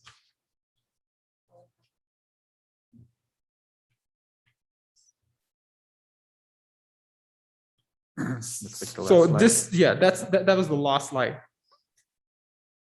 The whole purpose of this cannabis regulation is to control the commercial use, have a set pattern for the retail businesses to have at least 200 feet. So there is not just a single street that just people try to name it, this is a cannabis street. So have to have more, what to say, the homogeneity in terms of businesses that could be on any single district and avoid any congestion of the businesses on single street. And anyone who would like to sell or grow for the growth, they have to have a set site permit. For the commercial growth, they have to have a design set. Is they have to get a site permit for, and this site plan would be reviewed by the planning department. And then all the security and safety measures would be placed to make sure that there is no neighborhood is affected by this and nuisance is mitigated. And personal use is not particularly controlled. Unless they want to sell it, they have to have the permit, which actually is controlled by the state of New Mexico. But I would be happy to answer, and I also have Mr. Arrio, Attorney Arrio, to answer any questions, which may be some legal question that comes to you on this. Okay, thank you, Mr. Hussein. Mr. Audio, did you have anything to add?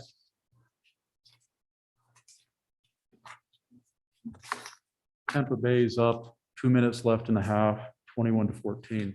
There's no Oh, Cowboy fans cannabis, okay.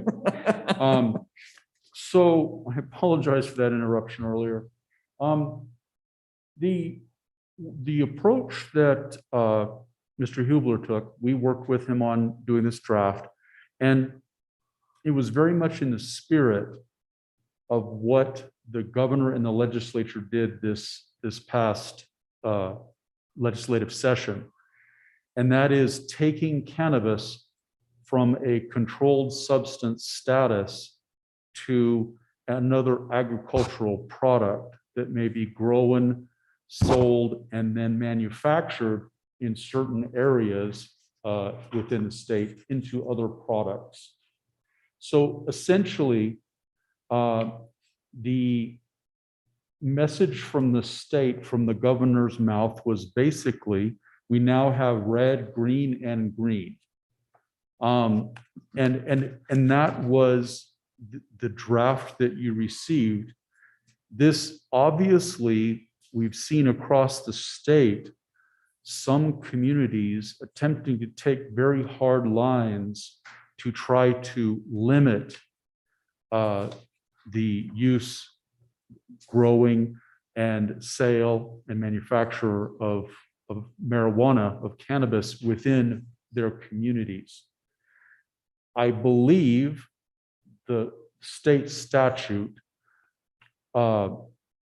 fairly well limits our ability to regulate specific uses of cannabis. They did give us, they didn't, in past drafts, in past years, they had been kinder to local governments And they had specified more specifically what regulations we could pass and how we would interact with the state licensing department in regulating cannabis. This year, our guidance is about 2 sentences long. It's, you can separate retail and manufacturing establishments and consumption rooms from schools and daycares. And secondly, we can pass time, place, and manner restrictions, which is fraught with issues because we cannot regulate them to the degree that they would then not be able to occur within your community. And so somewhere there's that line there, and I have a feeling that there are some communities who are going to over-regulate the time, place, and manner for either the retail establishments, manufacturing, or perhaps commercial production. And there will be pushback, and there could be some lawsuits between the producers themselves and those communities. So I think where Mr. Hubler came in with this draft was a completely appropriate place, given the guidance that the state has given us. And I'm happy to answer specific questions. I thought Mr. Hussein did a good job of giving you an overall outline of where we're at on this. From a land use perspective, I think the 3 things to keep in mind are this. Agriculturally, you are going to, under this current draft, someone could apply through the state and get zoning approval from the community to grow marijuana in any zone where agricultural products are allowed to be grown.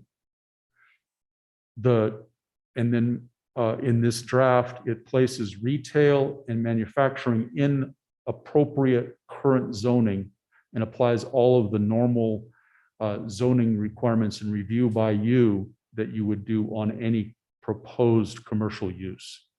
So that's your opportunity for time, place, and manner is when you're looking at an application under those regulations for a commercial use like that. The thing that is a little bit disconcerting, and people are attempting to regulate, for example, outdoor grows because of the smell that is associated with growing marijuana. But what we have to remember is every individual living on a piece of property within town can grow up to 6 mature plants at any given time, and a family can grow up to 12. So essentially, in a residential area, as long as it's not viewable, you're going to have a fence around it. It can't be in your front yard, but it can be open grow anywhere in any zone. Doesn't have to be inside your home. It can be outside. So we have a sea change happening in our communities because of that. Is it good or bad? We don't know, but it is definitely going to be happening. So therefore, I don't think it is necessary or needed to attempt to over-regulate it at this time, because many of the adverse effects that we're worried about may not occur. One of the biggest limitations will be, as a gentleman pointed out at the beginning of this hearing in public comment, is the availability of water. In Albuquerque, a very large, may have been in Valencia County, but it was on the news in Albuquerque, a large flour mill and bread baking facility that was thousands of square feet was just purchased by a cannabis grow operation. So you're going to have an inside grow, year-round grow inside, and it's going to be on city water. And that is where large grows are going to happen, where the availability of water is on a city water system, and there's large spaces where they can keep their crops secure and grow it. I guess they talk about 4 grows per year if you're doing it in that controlled environment. So I don't think this is going to be something that will necessarily pop up everywhere for potential grows, because it's just not going to be economically feasible for folks to be making money off of it under the circumstances of what is happening today in the industry. So that's kind of a off legal point, but I do think that I think a lot of people are worried about it for what they could do, what if this happens next door to me?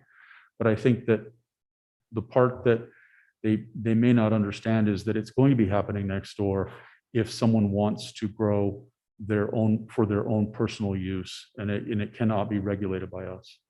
And unless it's done in a way that's creating a nuisance. So like anything else, anything can be done so it creates a nuisance. And if it does, then it can be enforced by the appropriate city code enforcement folks. Happy to answer any questions. All right, thank you, Mr. Audio, and thank you, Mr. Hussein, for your presentations. I do have a couple kind of to the last point that you made about indoor, outdoor grow. And I guess, Espanola is different in that agricultural, maybe not. We might be more expansive in how we allow agricultural use in Espanola because of our history in agriculture here. But is there, would it be an overreach to be able to regulate that those in our zones be limited to greenhouses only or indoor grow only? Well, good question.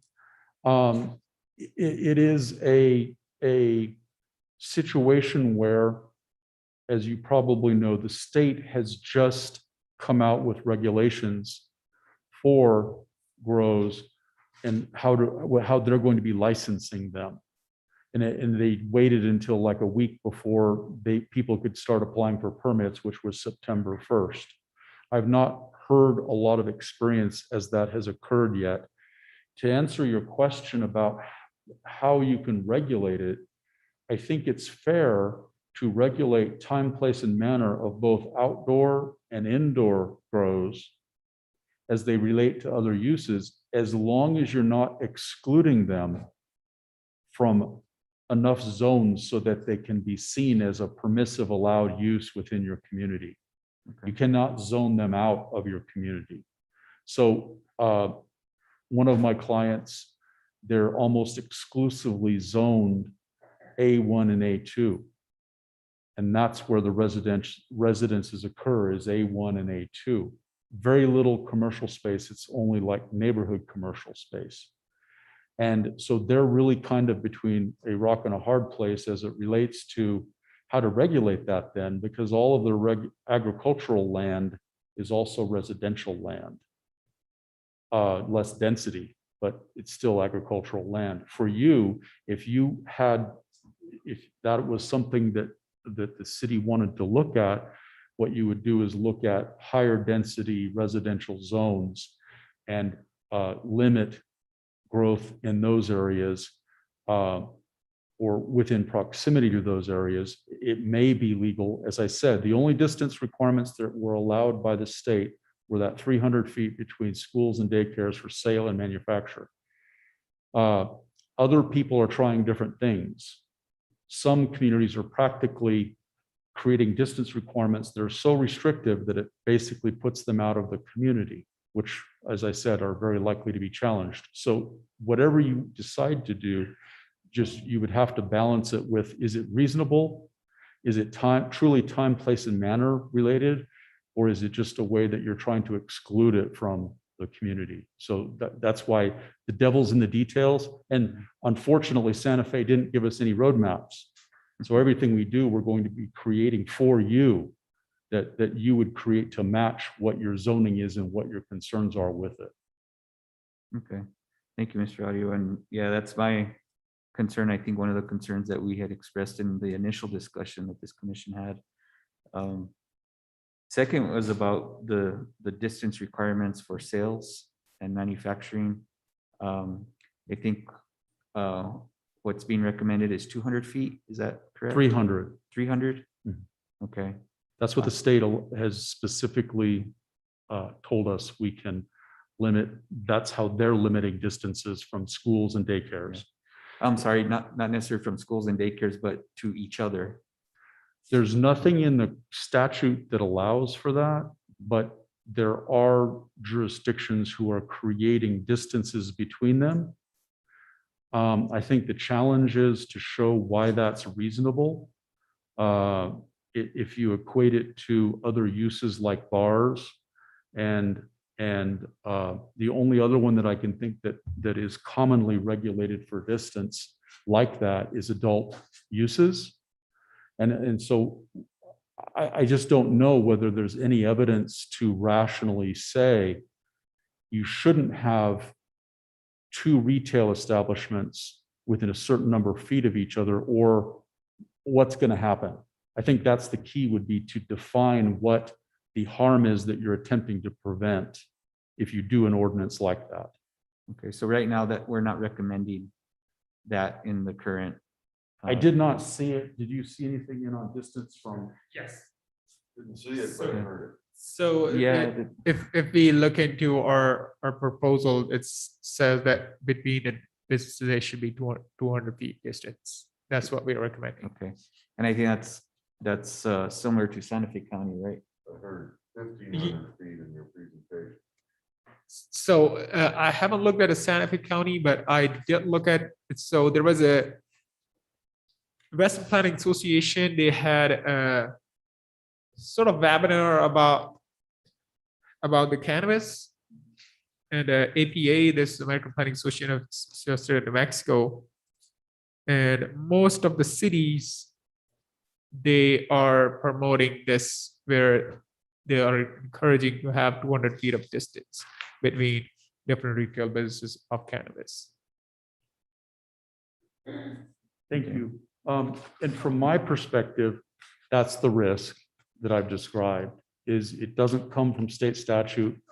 Is that going to be found to be reasonable? And what is going to be the rational basis to separate them? What is that going to promote within the community? What's the community good that you're trying to promote, or what is the adverse effect that you're trying to address? That would have to be, I think, part and parcel of it. Okay. And then my last question, and then I'll pass it on to the other commissioners. On hours of operation, are there any recommendations that you're pursuing there for limiting hours of operation? Mr. Chair, at this point, we don't have any hours of operation recommendations for this, but maybe after, maybe after more clarity, and we have to come on this, but at this point, we don't have any. Okay. Thank you, Mr. Hussein. Mr. Vice Chair Hill, do you have any questions on this topic, or? No, I don't. This is something very, very new as far as I can tell. Visiting dispensaries up north. I mean, they've been at it for quite some time, and pretty much know the ins and outs. And I'm wondering, has anything been taken, or any lessons been taken from them when producing this proposed language, producing this ordinance? Vice Chair Hill, the challenge we have is that in Colorado, they had an opt-in provision in their state statute. In other words, a local county in the state had to opt in for sale of marijuana, and for opt into the ability to utilize the state making it legal. They didn't have to opt in. So it's been a completely different set of challenges, because since you can exclude it completely, there's been a lot more ability there to exclude it in different ways. Here, it's permissive everywhere, which is the opposite of what it is in Colorado. Very well, thank you. That's all I have, Mr. Chair. Thank you, Vice Chair Hill. Commissioner Martinez? No, Mr. Chair, thank you. Thank you. Commissioner Wright? Couple of questions and then some discussion. In your presentation, you actually had agricultural uses that was not in our packet. Is this on the electronic packet or where do we find this stuff? I think I did notice that. I think they forgot to attach it to the packet, but there is a language in the current CRA about this agriculture use as well, but it's not in detail as it is in the agriculture itself. But I'll be happy Yeah, to so send it that's to a you. concern. And I also listened to the city council presentation. And at that time, Director Hubler dropped the ag uses in an effort to try and get it passed quickly. Uh-huh. Because he thought these were going to be controversial. And I think they will be. And actually, the amendments that we have in front of us actually eliminate ranching in the city of Espanola, which is ludicrous, in my opinion. And it also created quite a storm on the day, I understand, on the day of the hearing before city council, because that draft was out there. And it appeared that the city was trying to eliminate ranching within city limits. And that is going to be an issue. Commissioner Wright, we're not eliminating any ranching. It's just the difference of language, but I believe this CRA is more pertain to the agricultural use because the thing is there is no agriculture use in our commercial districts. Right, And- but that's a problem with our code. Our code is broken in that regards because the way the current code reads, and this is in our draft, it's only allowed in R1 and R2, and that's crazy because it exists in every zoning district in the city and has before the city was ever zoned. And it's one of our problems is that the zoning that it was imposed on this city decades ago doesn't fit this city. And it's why we're constantly in a situation of having to do variances. That's a clear sign when 60% of your cases are variances that there's something wrong with your code. And that, unfortunately, welcome to our conundrum. That's the elephant in the room that we've had. It's one of the things that was called for in our comp plan, was to revise the zoning. We've taken a couple of stabs at it.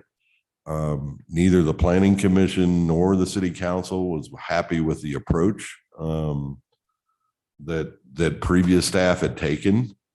And that's unfortunate, but I would like to get this proposed agricultural use language so it can be taken a look at. One of the things we made a commitment to at that meeting when we have this discussion was to notify not only the Santa Cruz Irrigation District, but also the acequias. I took that upon myself to reach out and get those drafts circulated. I think it's critical that they also be notified when this regulation comes into place. And I do still have concerns that I had originally with this. Personally, I don't think there should be commercial outdoor growth within the city limits. It's just not commercially viable. And that's one of the things I was able to do for the commission is through Santa Fe County, because I work for them, I actually toured a grow facility that's in the unincorporated area of the city of Santa Fe County. And it was pretty clear from that tour that commercial outdoor grows are not going to be economically viable. And for us to allow those and essentially put that carrot out in front of people is we're setting them up for failure. They will not be able to compete against indoor grows. And actually the one that I saw, Mr. Atillo, they've got, they're producing product every 2 weeks, mature product.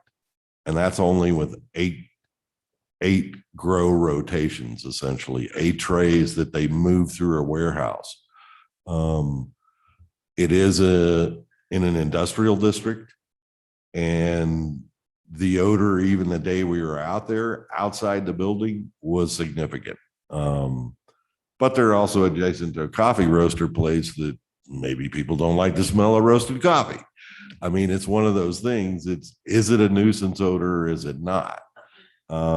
That's one of the concerns, and I would point the commission to the Santa Fe County ordinance on page 2, section 1020.22.2.4.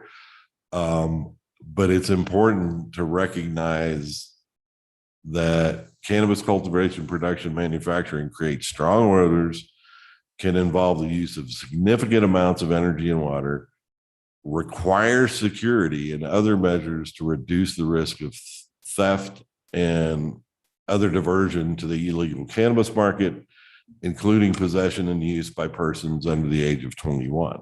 And that's my concern. I totally agree. Outdoor grows are going to be happening, but that's personal use. Commercial grows that the city allows, and I think that's in this proposal or the language that we have.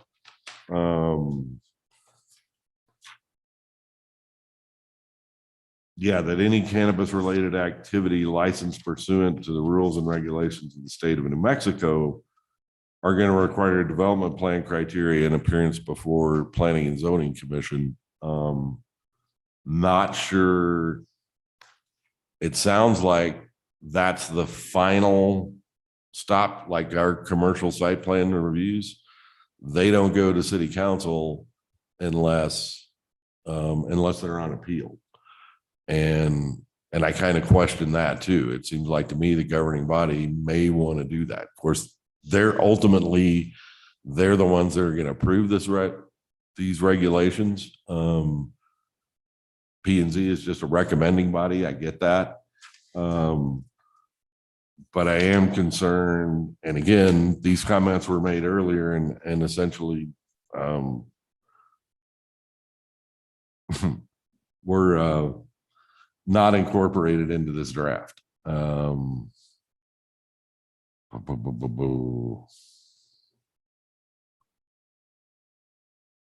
I am a little concerned that the city of Espanola would consider commercial cannabis use as a home occupation license that was specifically excluded in the Santa Fe County ordinance. Absolutely specifically. I'm not sure, again, as a courier or something like that, but as an actual commercial grow in a residential district, I think the city's just asking for problems to do that. We're setting up our residents for economic failure, and we're also putting them at security risk. And I appreciate the language that's in here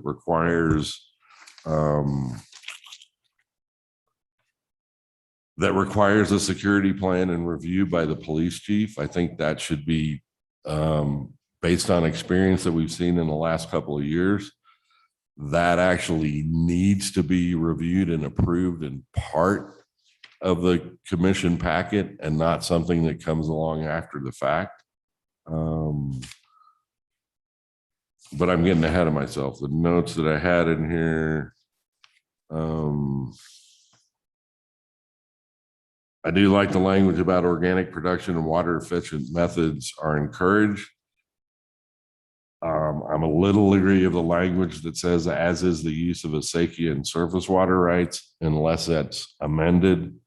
Something along the lines, as is the use of legal and as is the legal and allowable use of acequia and surface water rights. And something along the lines of not to exceed recognized and historical allotments. Because the key thing we don't want to do is say, oh yeah, use the acequia water, but to somebody who has no rights to that water or uses more than allowed to. and again, this is assuming an outdoor grow. An indoor grow could probably use this. But one of the things that we asked for in the previous hearing is to get a water budget as well. Is if we're going to allow commercial grows, what is your water budget and where are you getting that water from? Is it coming from the city? I mean, we heard a complaint under matters of public concern today for actually drying out wells from your neighbors. And if we allow that sort of thing to happen without asking for a water budget and where they're getting their water, and if they can actually prove up the fact that they have legitimate and legal rights to the quantity of water that this sort of marijuana production is going to require, especially if it's an indoor grow 24/7, 365 days a year. Yeah, these pages aren't really numbered, but this is in the home garden, community garden sections. I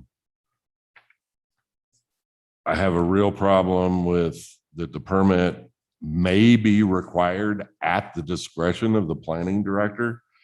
There were holes like this in the code previously that this commission, well, previous commissions, I've been here a really long time. But that was one of the first things that that commission did, was to close those loopholes, because that absolutely opens the door for arbitrary and capricious decisions at the discretion with no guidance whatsoever of what that discretion is. It's like, oh, well, I like this person, they get a permit. Oh, that guy, he doesn't get a permit. That's setting the city up for lawsuits. That loophole should not be incorporated into a new ordinance for the city of Espanola.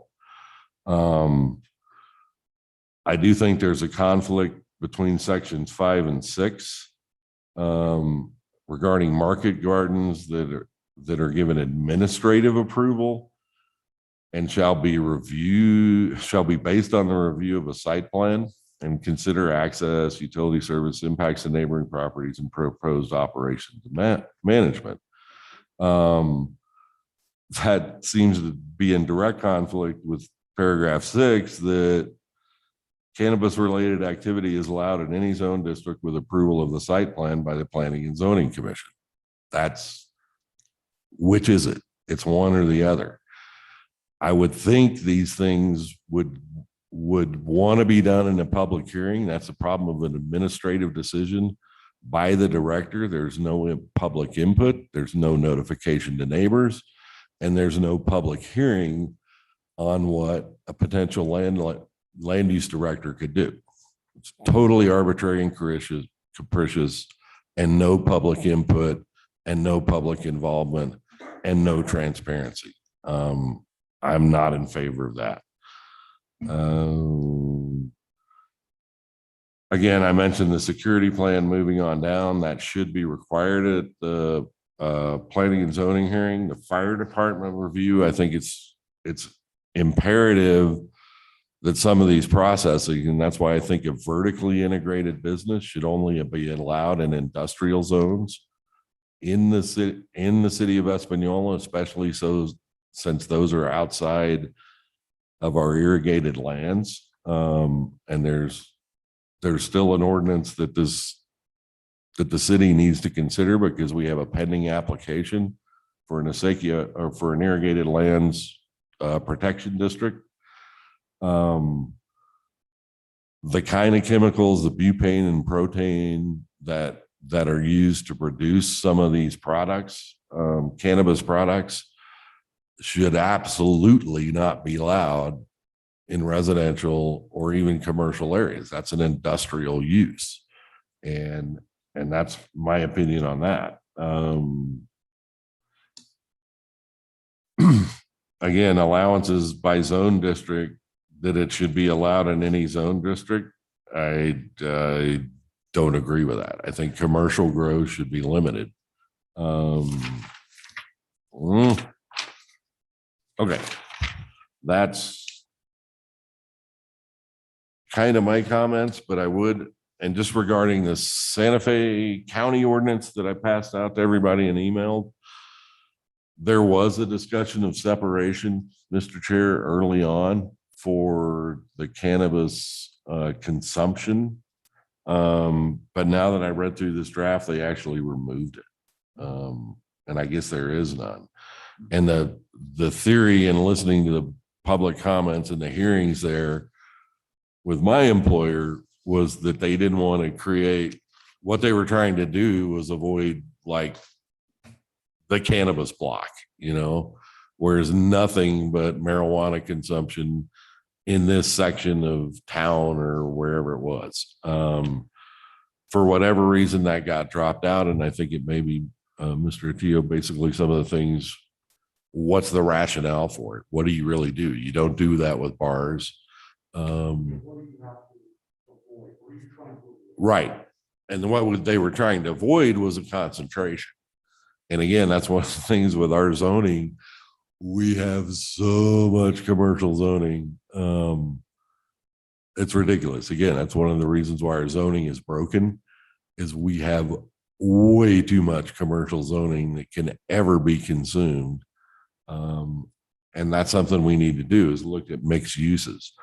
What I was impressed and what works in Santa Fe County is that they actually have a very onerous development code, but they have their use designations clearly spelled out. And I think that's one of the efforts that we need to make, is to take a look at our zoning and what uses are allowed in what districts. And in particular, I don't think commercial and an integrated business is appropriate in City of Espanola's B3 zoning. The only area where that exists is over here on this part of town on the west side. It's kind of isolated by itself. And it's really, there's a health clinic over there and a birthing center. There is plenty of other commercial property to not have to put it in that particular area.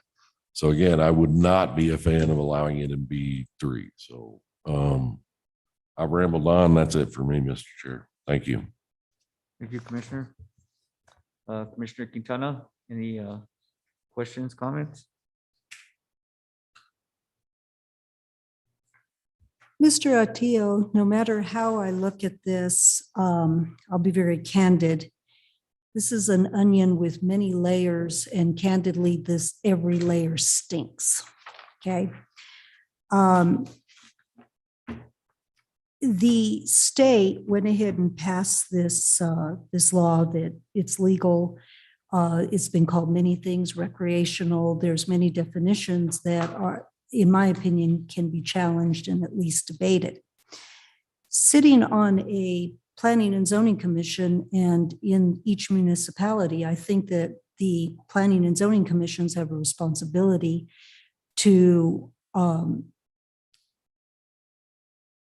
hesitant to use this word, but safeguard the property of the community, particularly in the property values. So in a residential area where my neighbor can go ahead and start to grow things outside, whether it's sheltered or not, or it's not visible. If I decide to throw a for sale sign on my property and I am aware that my neighbor is growing marijuana, I have to disclose that. What do you think the chances are that my potential buyer is going to be interested in that? It probably will reduce it. I don't know what we can do within this law that as a municipality, we can somehow modify that, circumvent that. I'm not saying circumvent the law, we can't do that.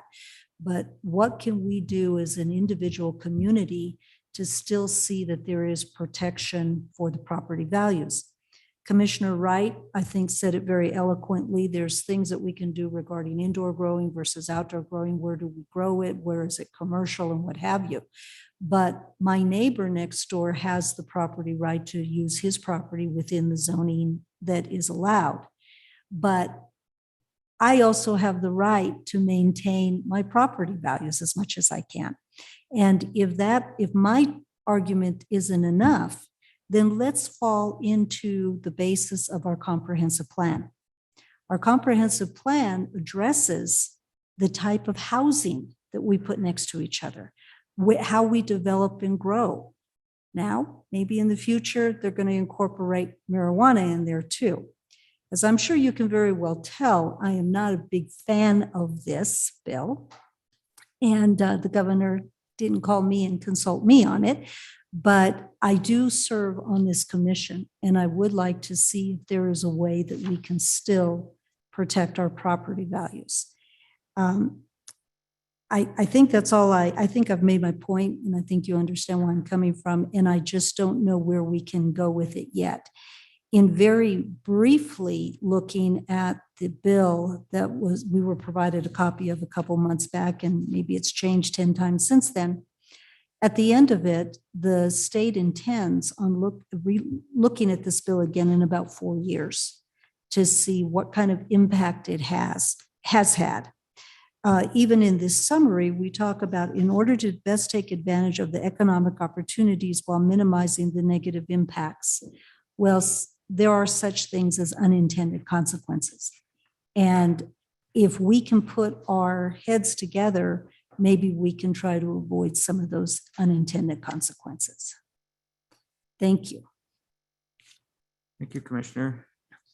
I know this is a complex one, and it's, we have, a variety of comments on the topic. I'm not sure if staff was looking for an approval or a motion from the commission on this particular case, or just some an account of recommendations from each commissioner.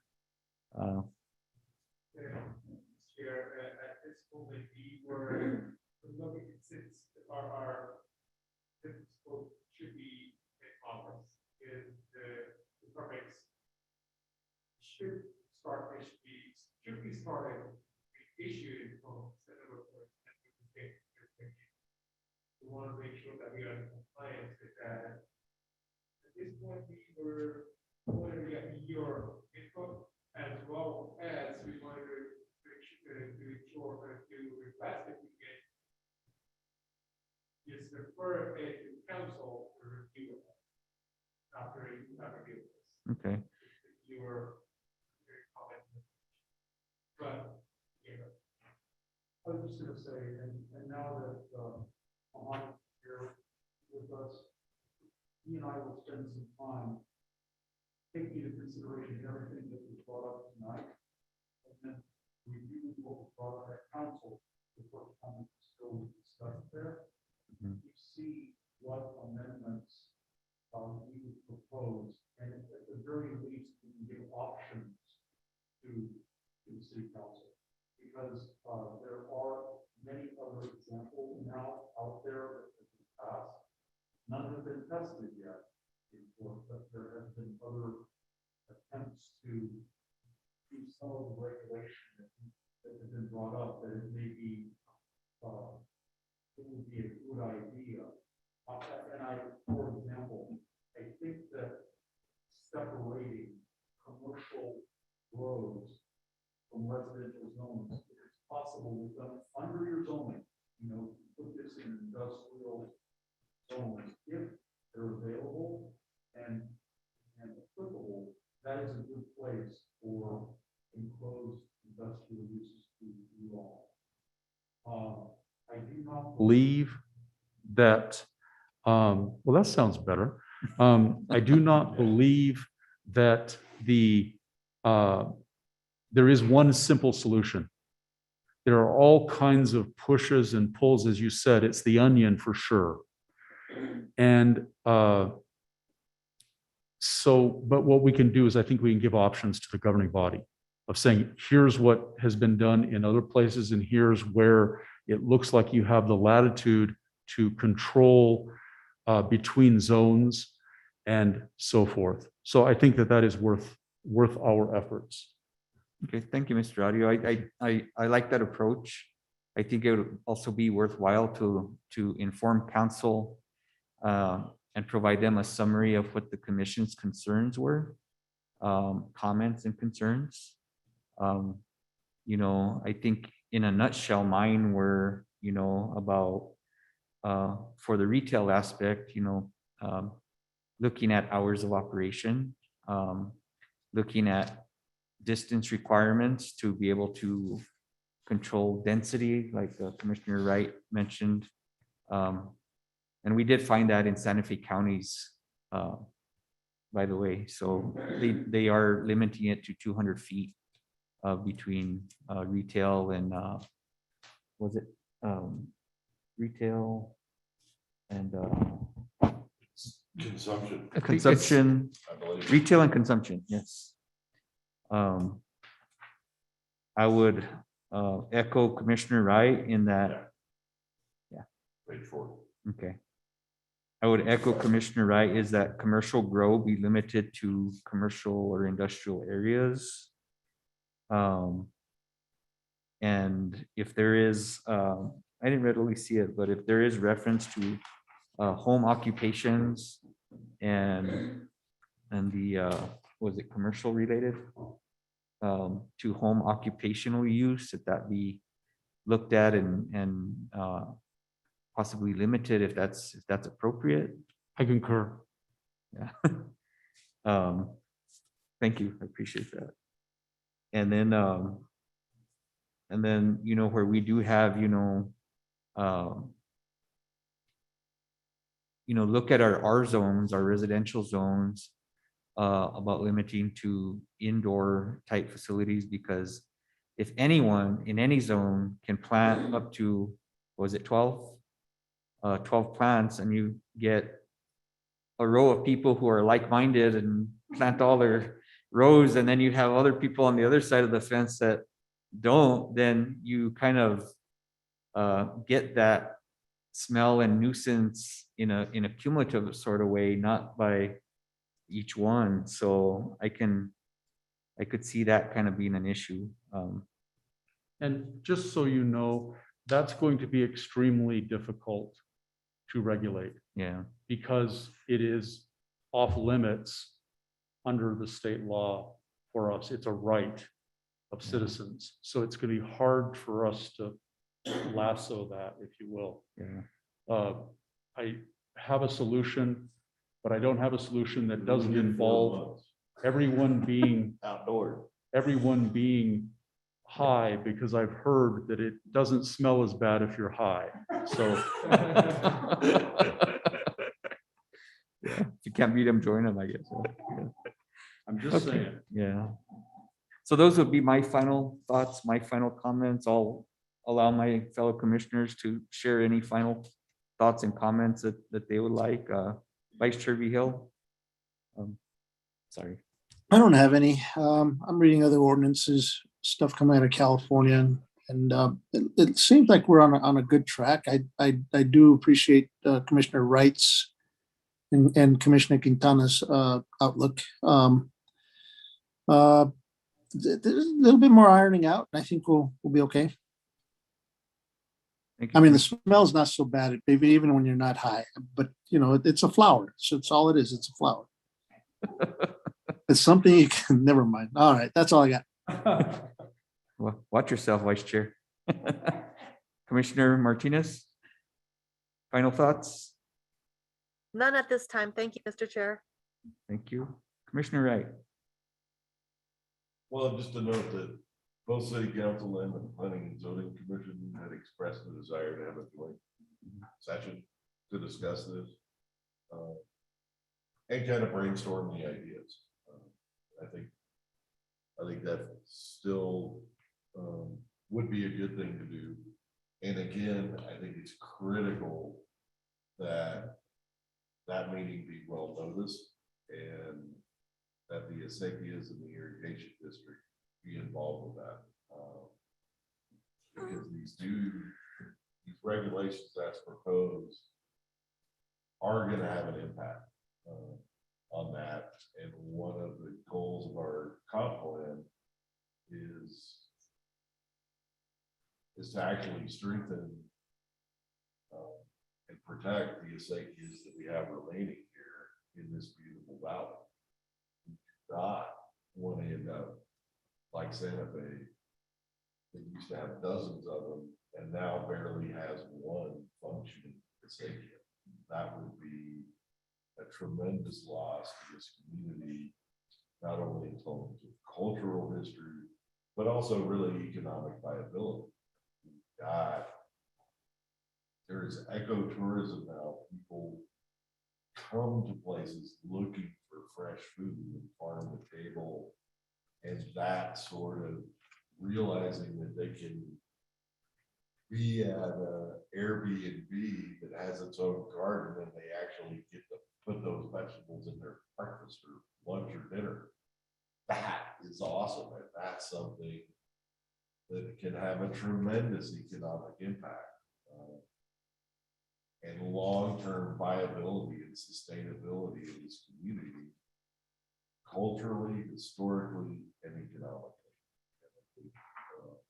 I think getting our heads together with those acequia groups that are struggling to keep them alive, and with our governing body and with this great planning and zoning commission and the talent we have on it, I think we can't go wrong if we go that route. So I would hope that comes to fruition. Thank you, Commissioner. Commissioner Quintana, any final thoughts? Okay. One thing I did forget to point out was one of the difficulties that council was having with deleting or removing the farm animal table was the whole thought of that it could create nuisances that couldn't otherwise be enforced or acted on if there was an issue. Did you want to talk about that a little bit, either Mr. Hussein or Mr. Audio?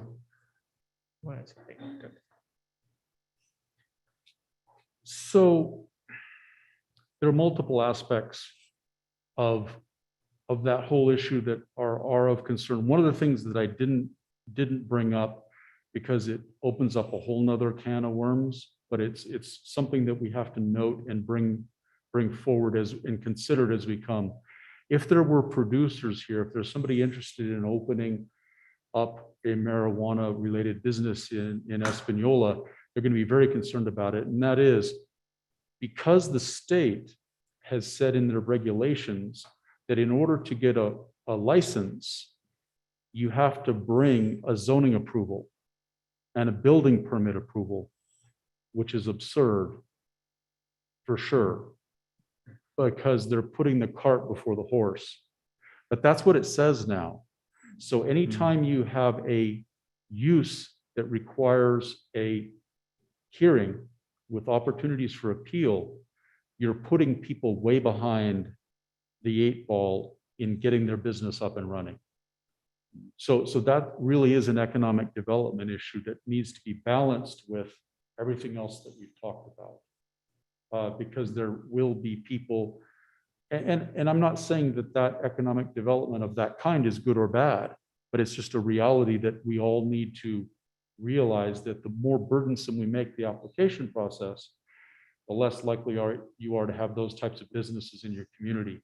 They'll be located in the next community around you that has more or the easier processes. So that's worth considering as well. Okay. Thank you, Mr. Audio. And I would echo this, what Mr. Arya said. I was going to mention that this particular bill actually is focused on economic development with some recreational use. And if we have this strict and more complicated processes, so that could, would result in a specific way that we may lose, or if we are lagging behind in certain regulations and codes, we could, fall behind attracting a few more commercial activities or business, or maybe some local who wanted to get into this micro businesses. Okay, thank you, Mr. Hussein. And sorry, back to the farm animal issue that the council is having a hard time with. We actually did talk about revising that part of our code some time ago with Mr. Hubler at the time. It just never really went anywhere, but he did have some recommendations, and maybe you can find that in your file somewhere about updating those to be more in line with accommodating that farm animal agricultural use. So you may want to look at that, because if council still has heartburn about taking that out completely, we should kind of go back to what our discussions were before, to see that there's more reasonable densities that could apply to Espanola rather than what we have now, because that is very limited and very hard to enforce and that sort of thing. So that's just my suggestion there. Thank you so much for your suggestions, and we'll definitely look into it and we'll come back with this. Okay. All right. Well, it was in the PowerPoint, but not in our packet. Yeah. That one is, yeah. So, okay. I don't know, commissioners, do you want to make a motion to support this legislation to go on to council with our comments and concerns noted? Or do we want to leave it at that and let council go ahead and summarize that in their presentation to council? I would just note Commissioner Wright? that it wasn't noticed as an action item. That would be an inappropriate action on the basis of our agenda. Okay. Do you want to make a motion on this? Absolutely not. That would be in violation of the Open Meetings Act. Oh, you're saying the opposite. It was not. It's a discussion item, and we just, Well, it's under items for consideration and new business. So it's under item 7. Ms. Velasquez? Yes, Commissioner, I may just say, as a discussion item, in my opinion, it would be advisable to make it a discussion. But not so much an action. Yeah, I think if you, Okay. sorry, I think if you state that it is a recommendation that council hear this and take into consideration concerns raised here, and the proposals that come from staff and attorney on capturing our concerns, that would be sufficient. Okay. Capturing your concerns. And so that would be in the form of a motion, and okay, thank you for that. So, all right, that gives us the green light to take action on that. Recommendation is a form of gentle action that isn't really an action item. Right, right, It's not approving or adopting. right. It's a recommendation, right?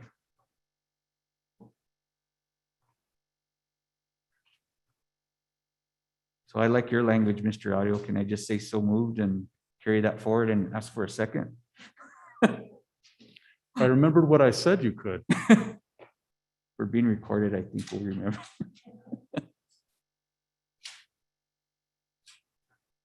I thought that was well stated, so. Commissioners?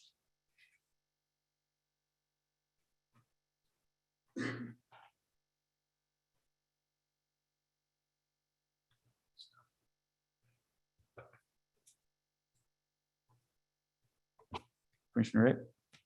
Yeah, Mr. Chair, I don't think we have a finished product. So again, I'm not comfortable making a recommendation when there's concerns in the draft that we have that aren't ironed out. again, if I were to make or even consider it, it would be a request to have the joint session, have this discussion and actually hammer out language. Because I absolutely can support this draft the way it's written. And we Okay, don't fair. have formal action to amend it.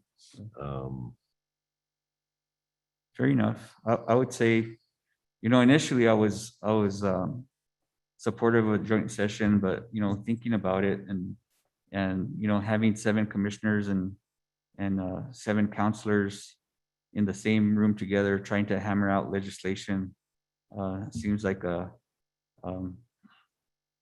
talk about sausage making at its finest, I think. That could prove to be difficult. Mr. Audio?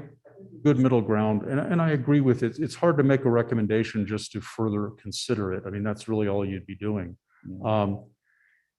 To me, the most profitable thing, I hear all of you, and I hear all of your concerns. You have similar concerns as other entities that are both counties and municipalities that are struggling with this. I think we have enough to make recommendations, and I would be happy with the administration's approval, I'll request it, to make our joint recommendations available to you for comment prior to a council meeting. That may be a nice compromise, because it is very difficult to write legislation that is good in public. And I think what your suggestions tonight and what Santa Fe did is a very good model in raising what each of you were concerned about, is a good model for how to bring this from what we have to something that is also going to have people could rely on, that we've done what we could to make this a use that's in its proper place, and that it's not going to be harming residential properties any more than we legally are required to allow. And the current plan, Mr. Audio, is to take this to council on September the 28th. Is that correct? Or Mr. Hussein? Yes. Okay. And I Thank think you. that, because to me, to my understanding, and how I approach it, because of that, the governing body would definitely consider your valuable remarks and comments, and then we can come up with as a plan to address those. Okay. Thank you. Commissioner Ray? Well, again, just for clarity, a code amendment requires a public hearing. The previous council meeting, again, it was just discussion. But I think it's imperative that there be public hearings to adopt this. And it's actually a requirement of code. We have to, yeah. Yeah, we have to. And then, and just to clarify, this isn't a quasi judicial matter, it's a legislative matter. So there's nothing to prevent the commissioners from attending the public hearing at city council, whether or not this body, I mean, our code requires code amendments to go through this body with a recommendation. But I understand the urgency to get this done and get something on the books before we have applications that our code is absolutely silent on. I think that's the rush to get our hands on this onion and the different layers of it. So again, I can't stress enough that we need public input. And I It's our agree with responsibility. you. And I think that's public will definitely get a chance, because this will be a public hearing at the council as well. So they could come up with potentially the concerns or the options, the questions that they may have about this. They're welcome to discuss this. So in the council, as they do in the commission. So I personally don't feel like there will be any difference between this as a commission and the council, because the council could put it as a public hearing as well. So, and with address concern, the comments the valuable input that you have given us about this Cannabis Act. Thank you, Mr. Hussein. And of course, this was publicly noticed and there's no one here to, that's attending right now, expressing any concern to us on this topic. So, but again, it will be again publicly noticed as an ordinance as it should be. So there's opportunity for public input there as well. And I agree. And we had, but I believe, I may be wrong on this, but we had previously this as a discussion item where we had a public input as well on this. So just where this agriculture was discussed, maybe it was just tabled because of the lack of time in June. July, I believe. July, yes. So I believe it would be it would be favorable to recommend it to council and have a holistic discussion there as well, where we can have public input and public hearing with your valuable comment and concerns on this, and letting council know that our commission and honorable member of our commission had this input on this specific code, and so that we are ready, and after that we could definitely review it and see where we can go on this. Okay, Mr. Audio? I think it would be helpful if the planning commission would bless this in the following way. I hear Commissioner Wright, and it's hard to do anything in regards to a recommendation with a work in progress. But I think it would be possible to recommend that the council consider and adopt at the earliest possible time, given the constraints of public notice and hearing, with amendments that will reflect the concerns of the planning commission.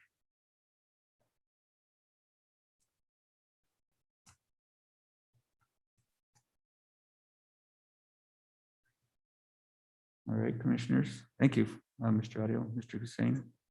I guess it's on us now.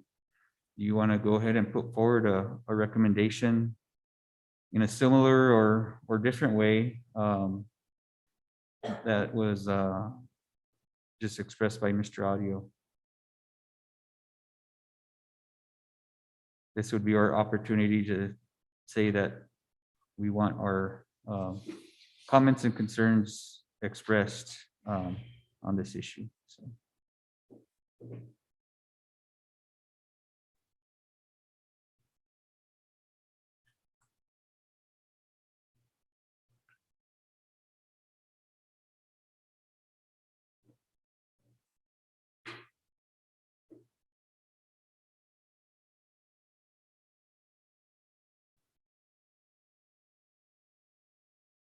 So I'll go ahead and put forward a motion, whether it gets a second or not, which to be seen, but I'll move that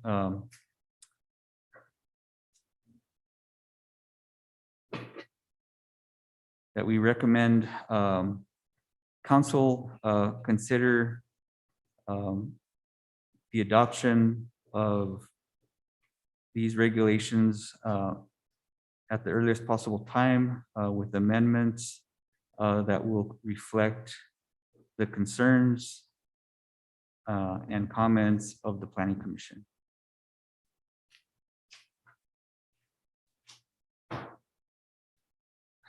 Do I have a second?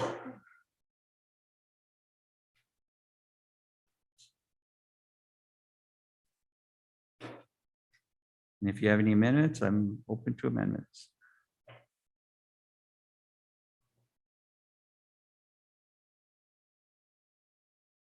All right. There is no second, so fails for lack of a second. Any other motions, Commission?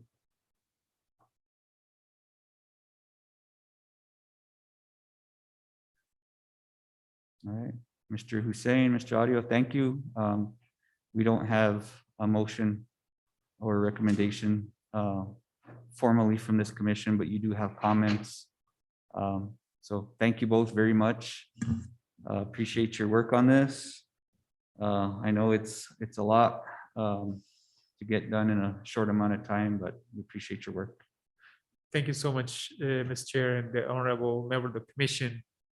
We'll definitely appreciate your comments and your concerns. And we will try our best to address those concerns and come up with a new plan. But as I said, we appreciate your work, and it's just that we want, it is the time constraint that we are in. And this should have been addressed in August, but we'll definitely appreciate it, and we're looking forward to working with you all on this in upcoming meeting. All right, thank you. All right, thank you, Mr. Audio. Mr. Audio. All right, ladies and gentlemen, we're on item number 8 of the agenda, old business, and we don't have any items under that unless Mr. Hussein needs to point something out on that part of the agenda. Mr. Chairman, member of the commission, actually, I was aware that there was a few cases that were tabled in last meetings, but unfortunately we can go through it. But for the next meeting, we would come up with a plan to have more say on this, and we'll include those into our agenda for the upcoming meeting. Thank you. And we'll also have the final decisions needed for the 2 cases that we heard tonight as well. So, Right. all right. Thank you, Mr. Hussein. Next item number 9, matters from staff. We did amend the agenda to include election of officers, but I will allow Mr. Hussein to provide us any items that you had planned for this item, as well as tell us a little bit about yourself, since you're new here. Thank you, Mr. Audio. And let's talk in the morning. Appreciate it. Thank you. Thank you so much, Ms. Chair and the honorable members of the commission. I definitely am honored and humbled to be the part of this such a welcoming community. I joined just a few weeks ago, and the support and the love that I've received is unmatched. And I did my master's in community regional planning from the University of New Mexico, and I did related work in the village of Los Lunas for a few months, about 9 months in the planning department. And I have always envisioned to give back to the community and work with the community and uplift the community, especially the smaller communities, in terms of economic development, in terms of community development, because the smaller communities, and Espanola is very unique in terms of its neighbors, in terms of how it's actually the boundaries are, and how we're sandwiched between different pueblos and our diverse neighborhood. It's very interesting community, and it's very beautiful community to work with. So I want to thank our team who consider me as a member, and I'm looking forward to working with all of you and all the members in the city to serve our community and facilitate and assist them and to contribute to the community development here in this valley. And I do not have any particular matter, but as a joint, my vision is to keep the things moving where it was left. That there is no break between when our incredible team members that were doing work. And I want to thank them for the work that they have done in previous years. Our planning director, Mr. Hubler, and our planner.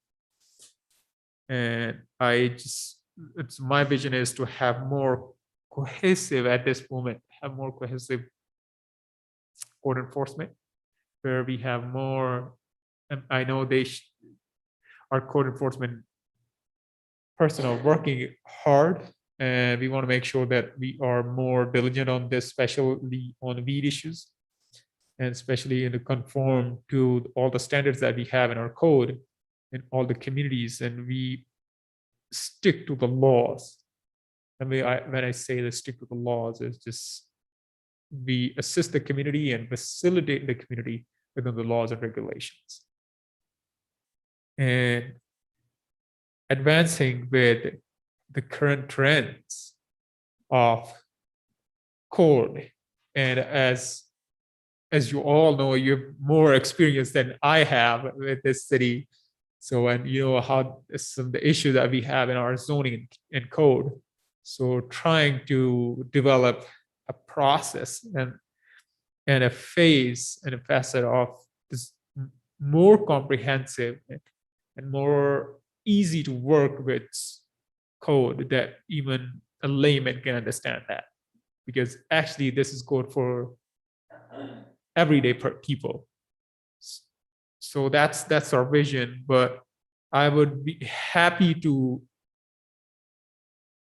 work on any recommendation or any suggestions that you all have for us with your experience or with your work with these communities, because I believe community work is not handled single-handedly. It is very inclusive, and vision is always been inclusive. When we all sit together, we design a creative vision, and we design a vision that serves all. To serve all, the vision should be by all. But I just want to thank again, and it's for everyone who worked for the city and for your work. And thank you so much for all the things and everything that you have done or you do for our communities. And I'm happy to be the part of such a welcoming community. Right. Thank you, Mr. Hussein. Welcome, and we appreciate you being here. So look forward to continue to work with you. And over the course of time, we've had several recommendations and initiatives that we've been lobbying for. And hopefully some that do need some funding, you know, like a zoning code update and that sort of thing. So we hope to express those details, you know, as time goes on, and hopefully we can work on getting some movement on some of those things. So I'll be more than happy to work on it. all right, thank you, Mr. Hussein. All right, we'll move on to the election of officers. So at this time, I'll entertain any volunteers or nominations for chair and vice chair. And don't everybody all jump up at once, please. What's that? It's every year. Correct, Mr. Hussein? According to our code, it's every year. Mr. Chair, I Mr. believe, Vice Chair. does our code also limit the amount of time that you can be chair? I think there's like a stipulation, not a stipulation, but a You're correct. It's 2 regulation, a years. time regulation. Is it 10 years? Okay. It's I would two suggest that you two do it consecutive years.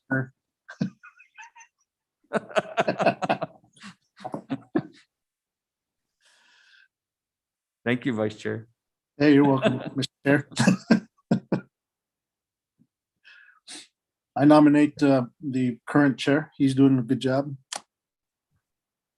for chair. And I nominate for vice chair, Mr. or Commissioner Wright. And as for parliamentarian, I nominate Commissioner Quintana. Do we still no. technically have a parliamentarian? I don't, yeah, we do, as a matter of fact. Every now and again, you hear point of order. Come on. So I haven't run this by any of you guys, but I'm putting it out there. I'll nominate Commissioner Anissa Martinez for chair and Commissioner Quintana for vice chair.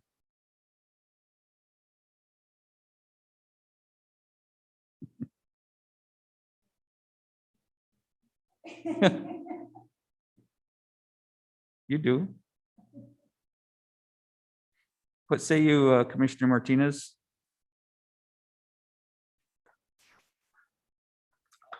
I'm very flattered. Thank you, Mr. Chair.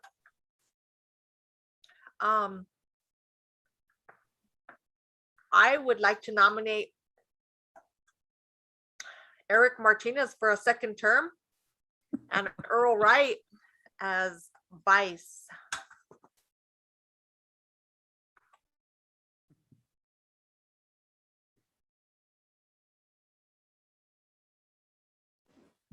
Commissioner Quintana? I thank you, Mr. Chair. I am honored that you would consider nominating me. I think that right now the timing is just not right for me.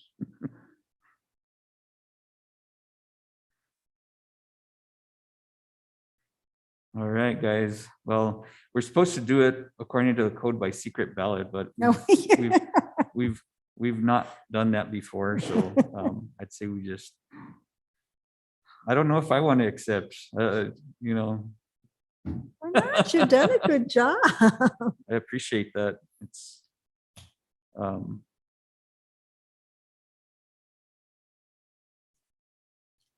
You've got enough time under your belt, minus COVID, of come on, course. come on, Commissioner Martinez, bail me out here. You're already outnumbered, Chair Martinez. All right, well, You can blame the other two commissioners for not Do- coming to the meeting. do you accept? You could be bad and we could nominate them. Yeah. Yep, there you go. The price for natural, you know. Yeah. Commissioner Wright, do you accept the nomination? Poor Earl.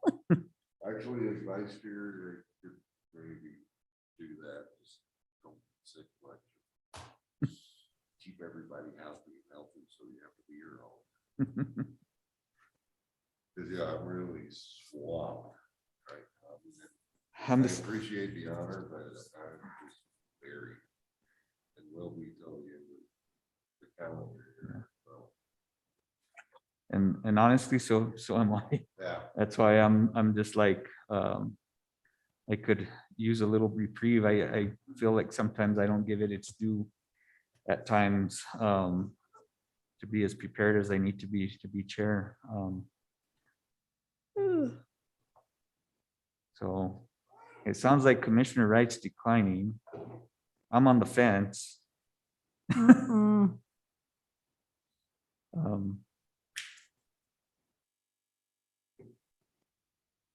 So I'm going to roll it back to Commissioner Martinez and Commissioner Quintana. You want to reconsider? What if we promote Vice Chair Behil? Chair? He accepts. No, you guys, so much for being quiet. You noticed? No, I can't. I really, really, really kind of like you said, Mr. Chair. I would not be able to devote with the time that it needs to be the chair. I've got so much to do. I'm going crazy over here. I feel the same way. Yeah, I understand, Mr. Chair, and really, yeah. So somebody needs to pick it up. Both of those chairs. You can't. You know, by the time it's over, if we do it again, you're going to be visiting us in the mental ward. It's, you know. Please, somebody give us a break. Yeah, give us a break. Just 1 year. All right. All those in favor for Commissioner Martinez as chair? Raise your Aye. hand. But she has to accept. That's Commissioner Martinez right there. Yeah. Lisa Martinez. Yeah, I'll go for Eric Martinez. Eric. Don't get into technicalities. You know what I mean. I don't speak of myself in the third person. I think we've all served 2 terms as chair. You're the only one that hasn't. Yeah, there you go. And then there's that. Yeah. Okay, that's all I got. You want to throw that out there? Yeah. Hey. True. Can't pick straws. All right, you guys, it's getting late. Yeah. I'll go ahead and accept for chair.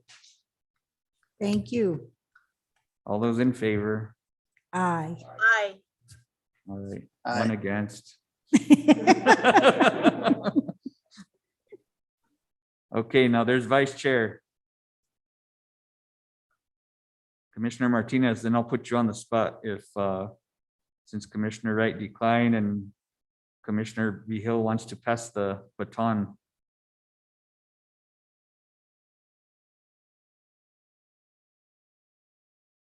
I can do vice for you.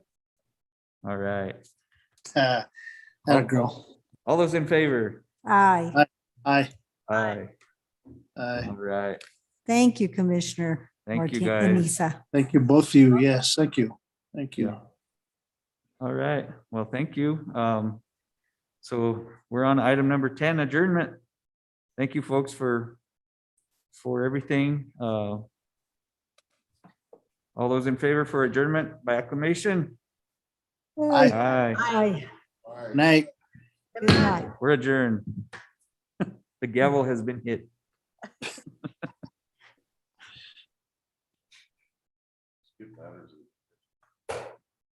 There's no, it's not on the agenda.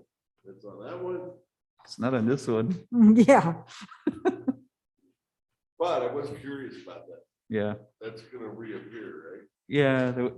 I'm surprised no one brought it up tonight, but I wasn't gonna, I was late. I didn't- yeah, I wasn't gonna say anything because I knew this, anything was gonna go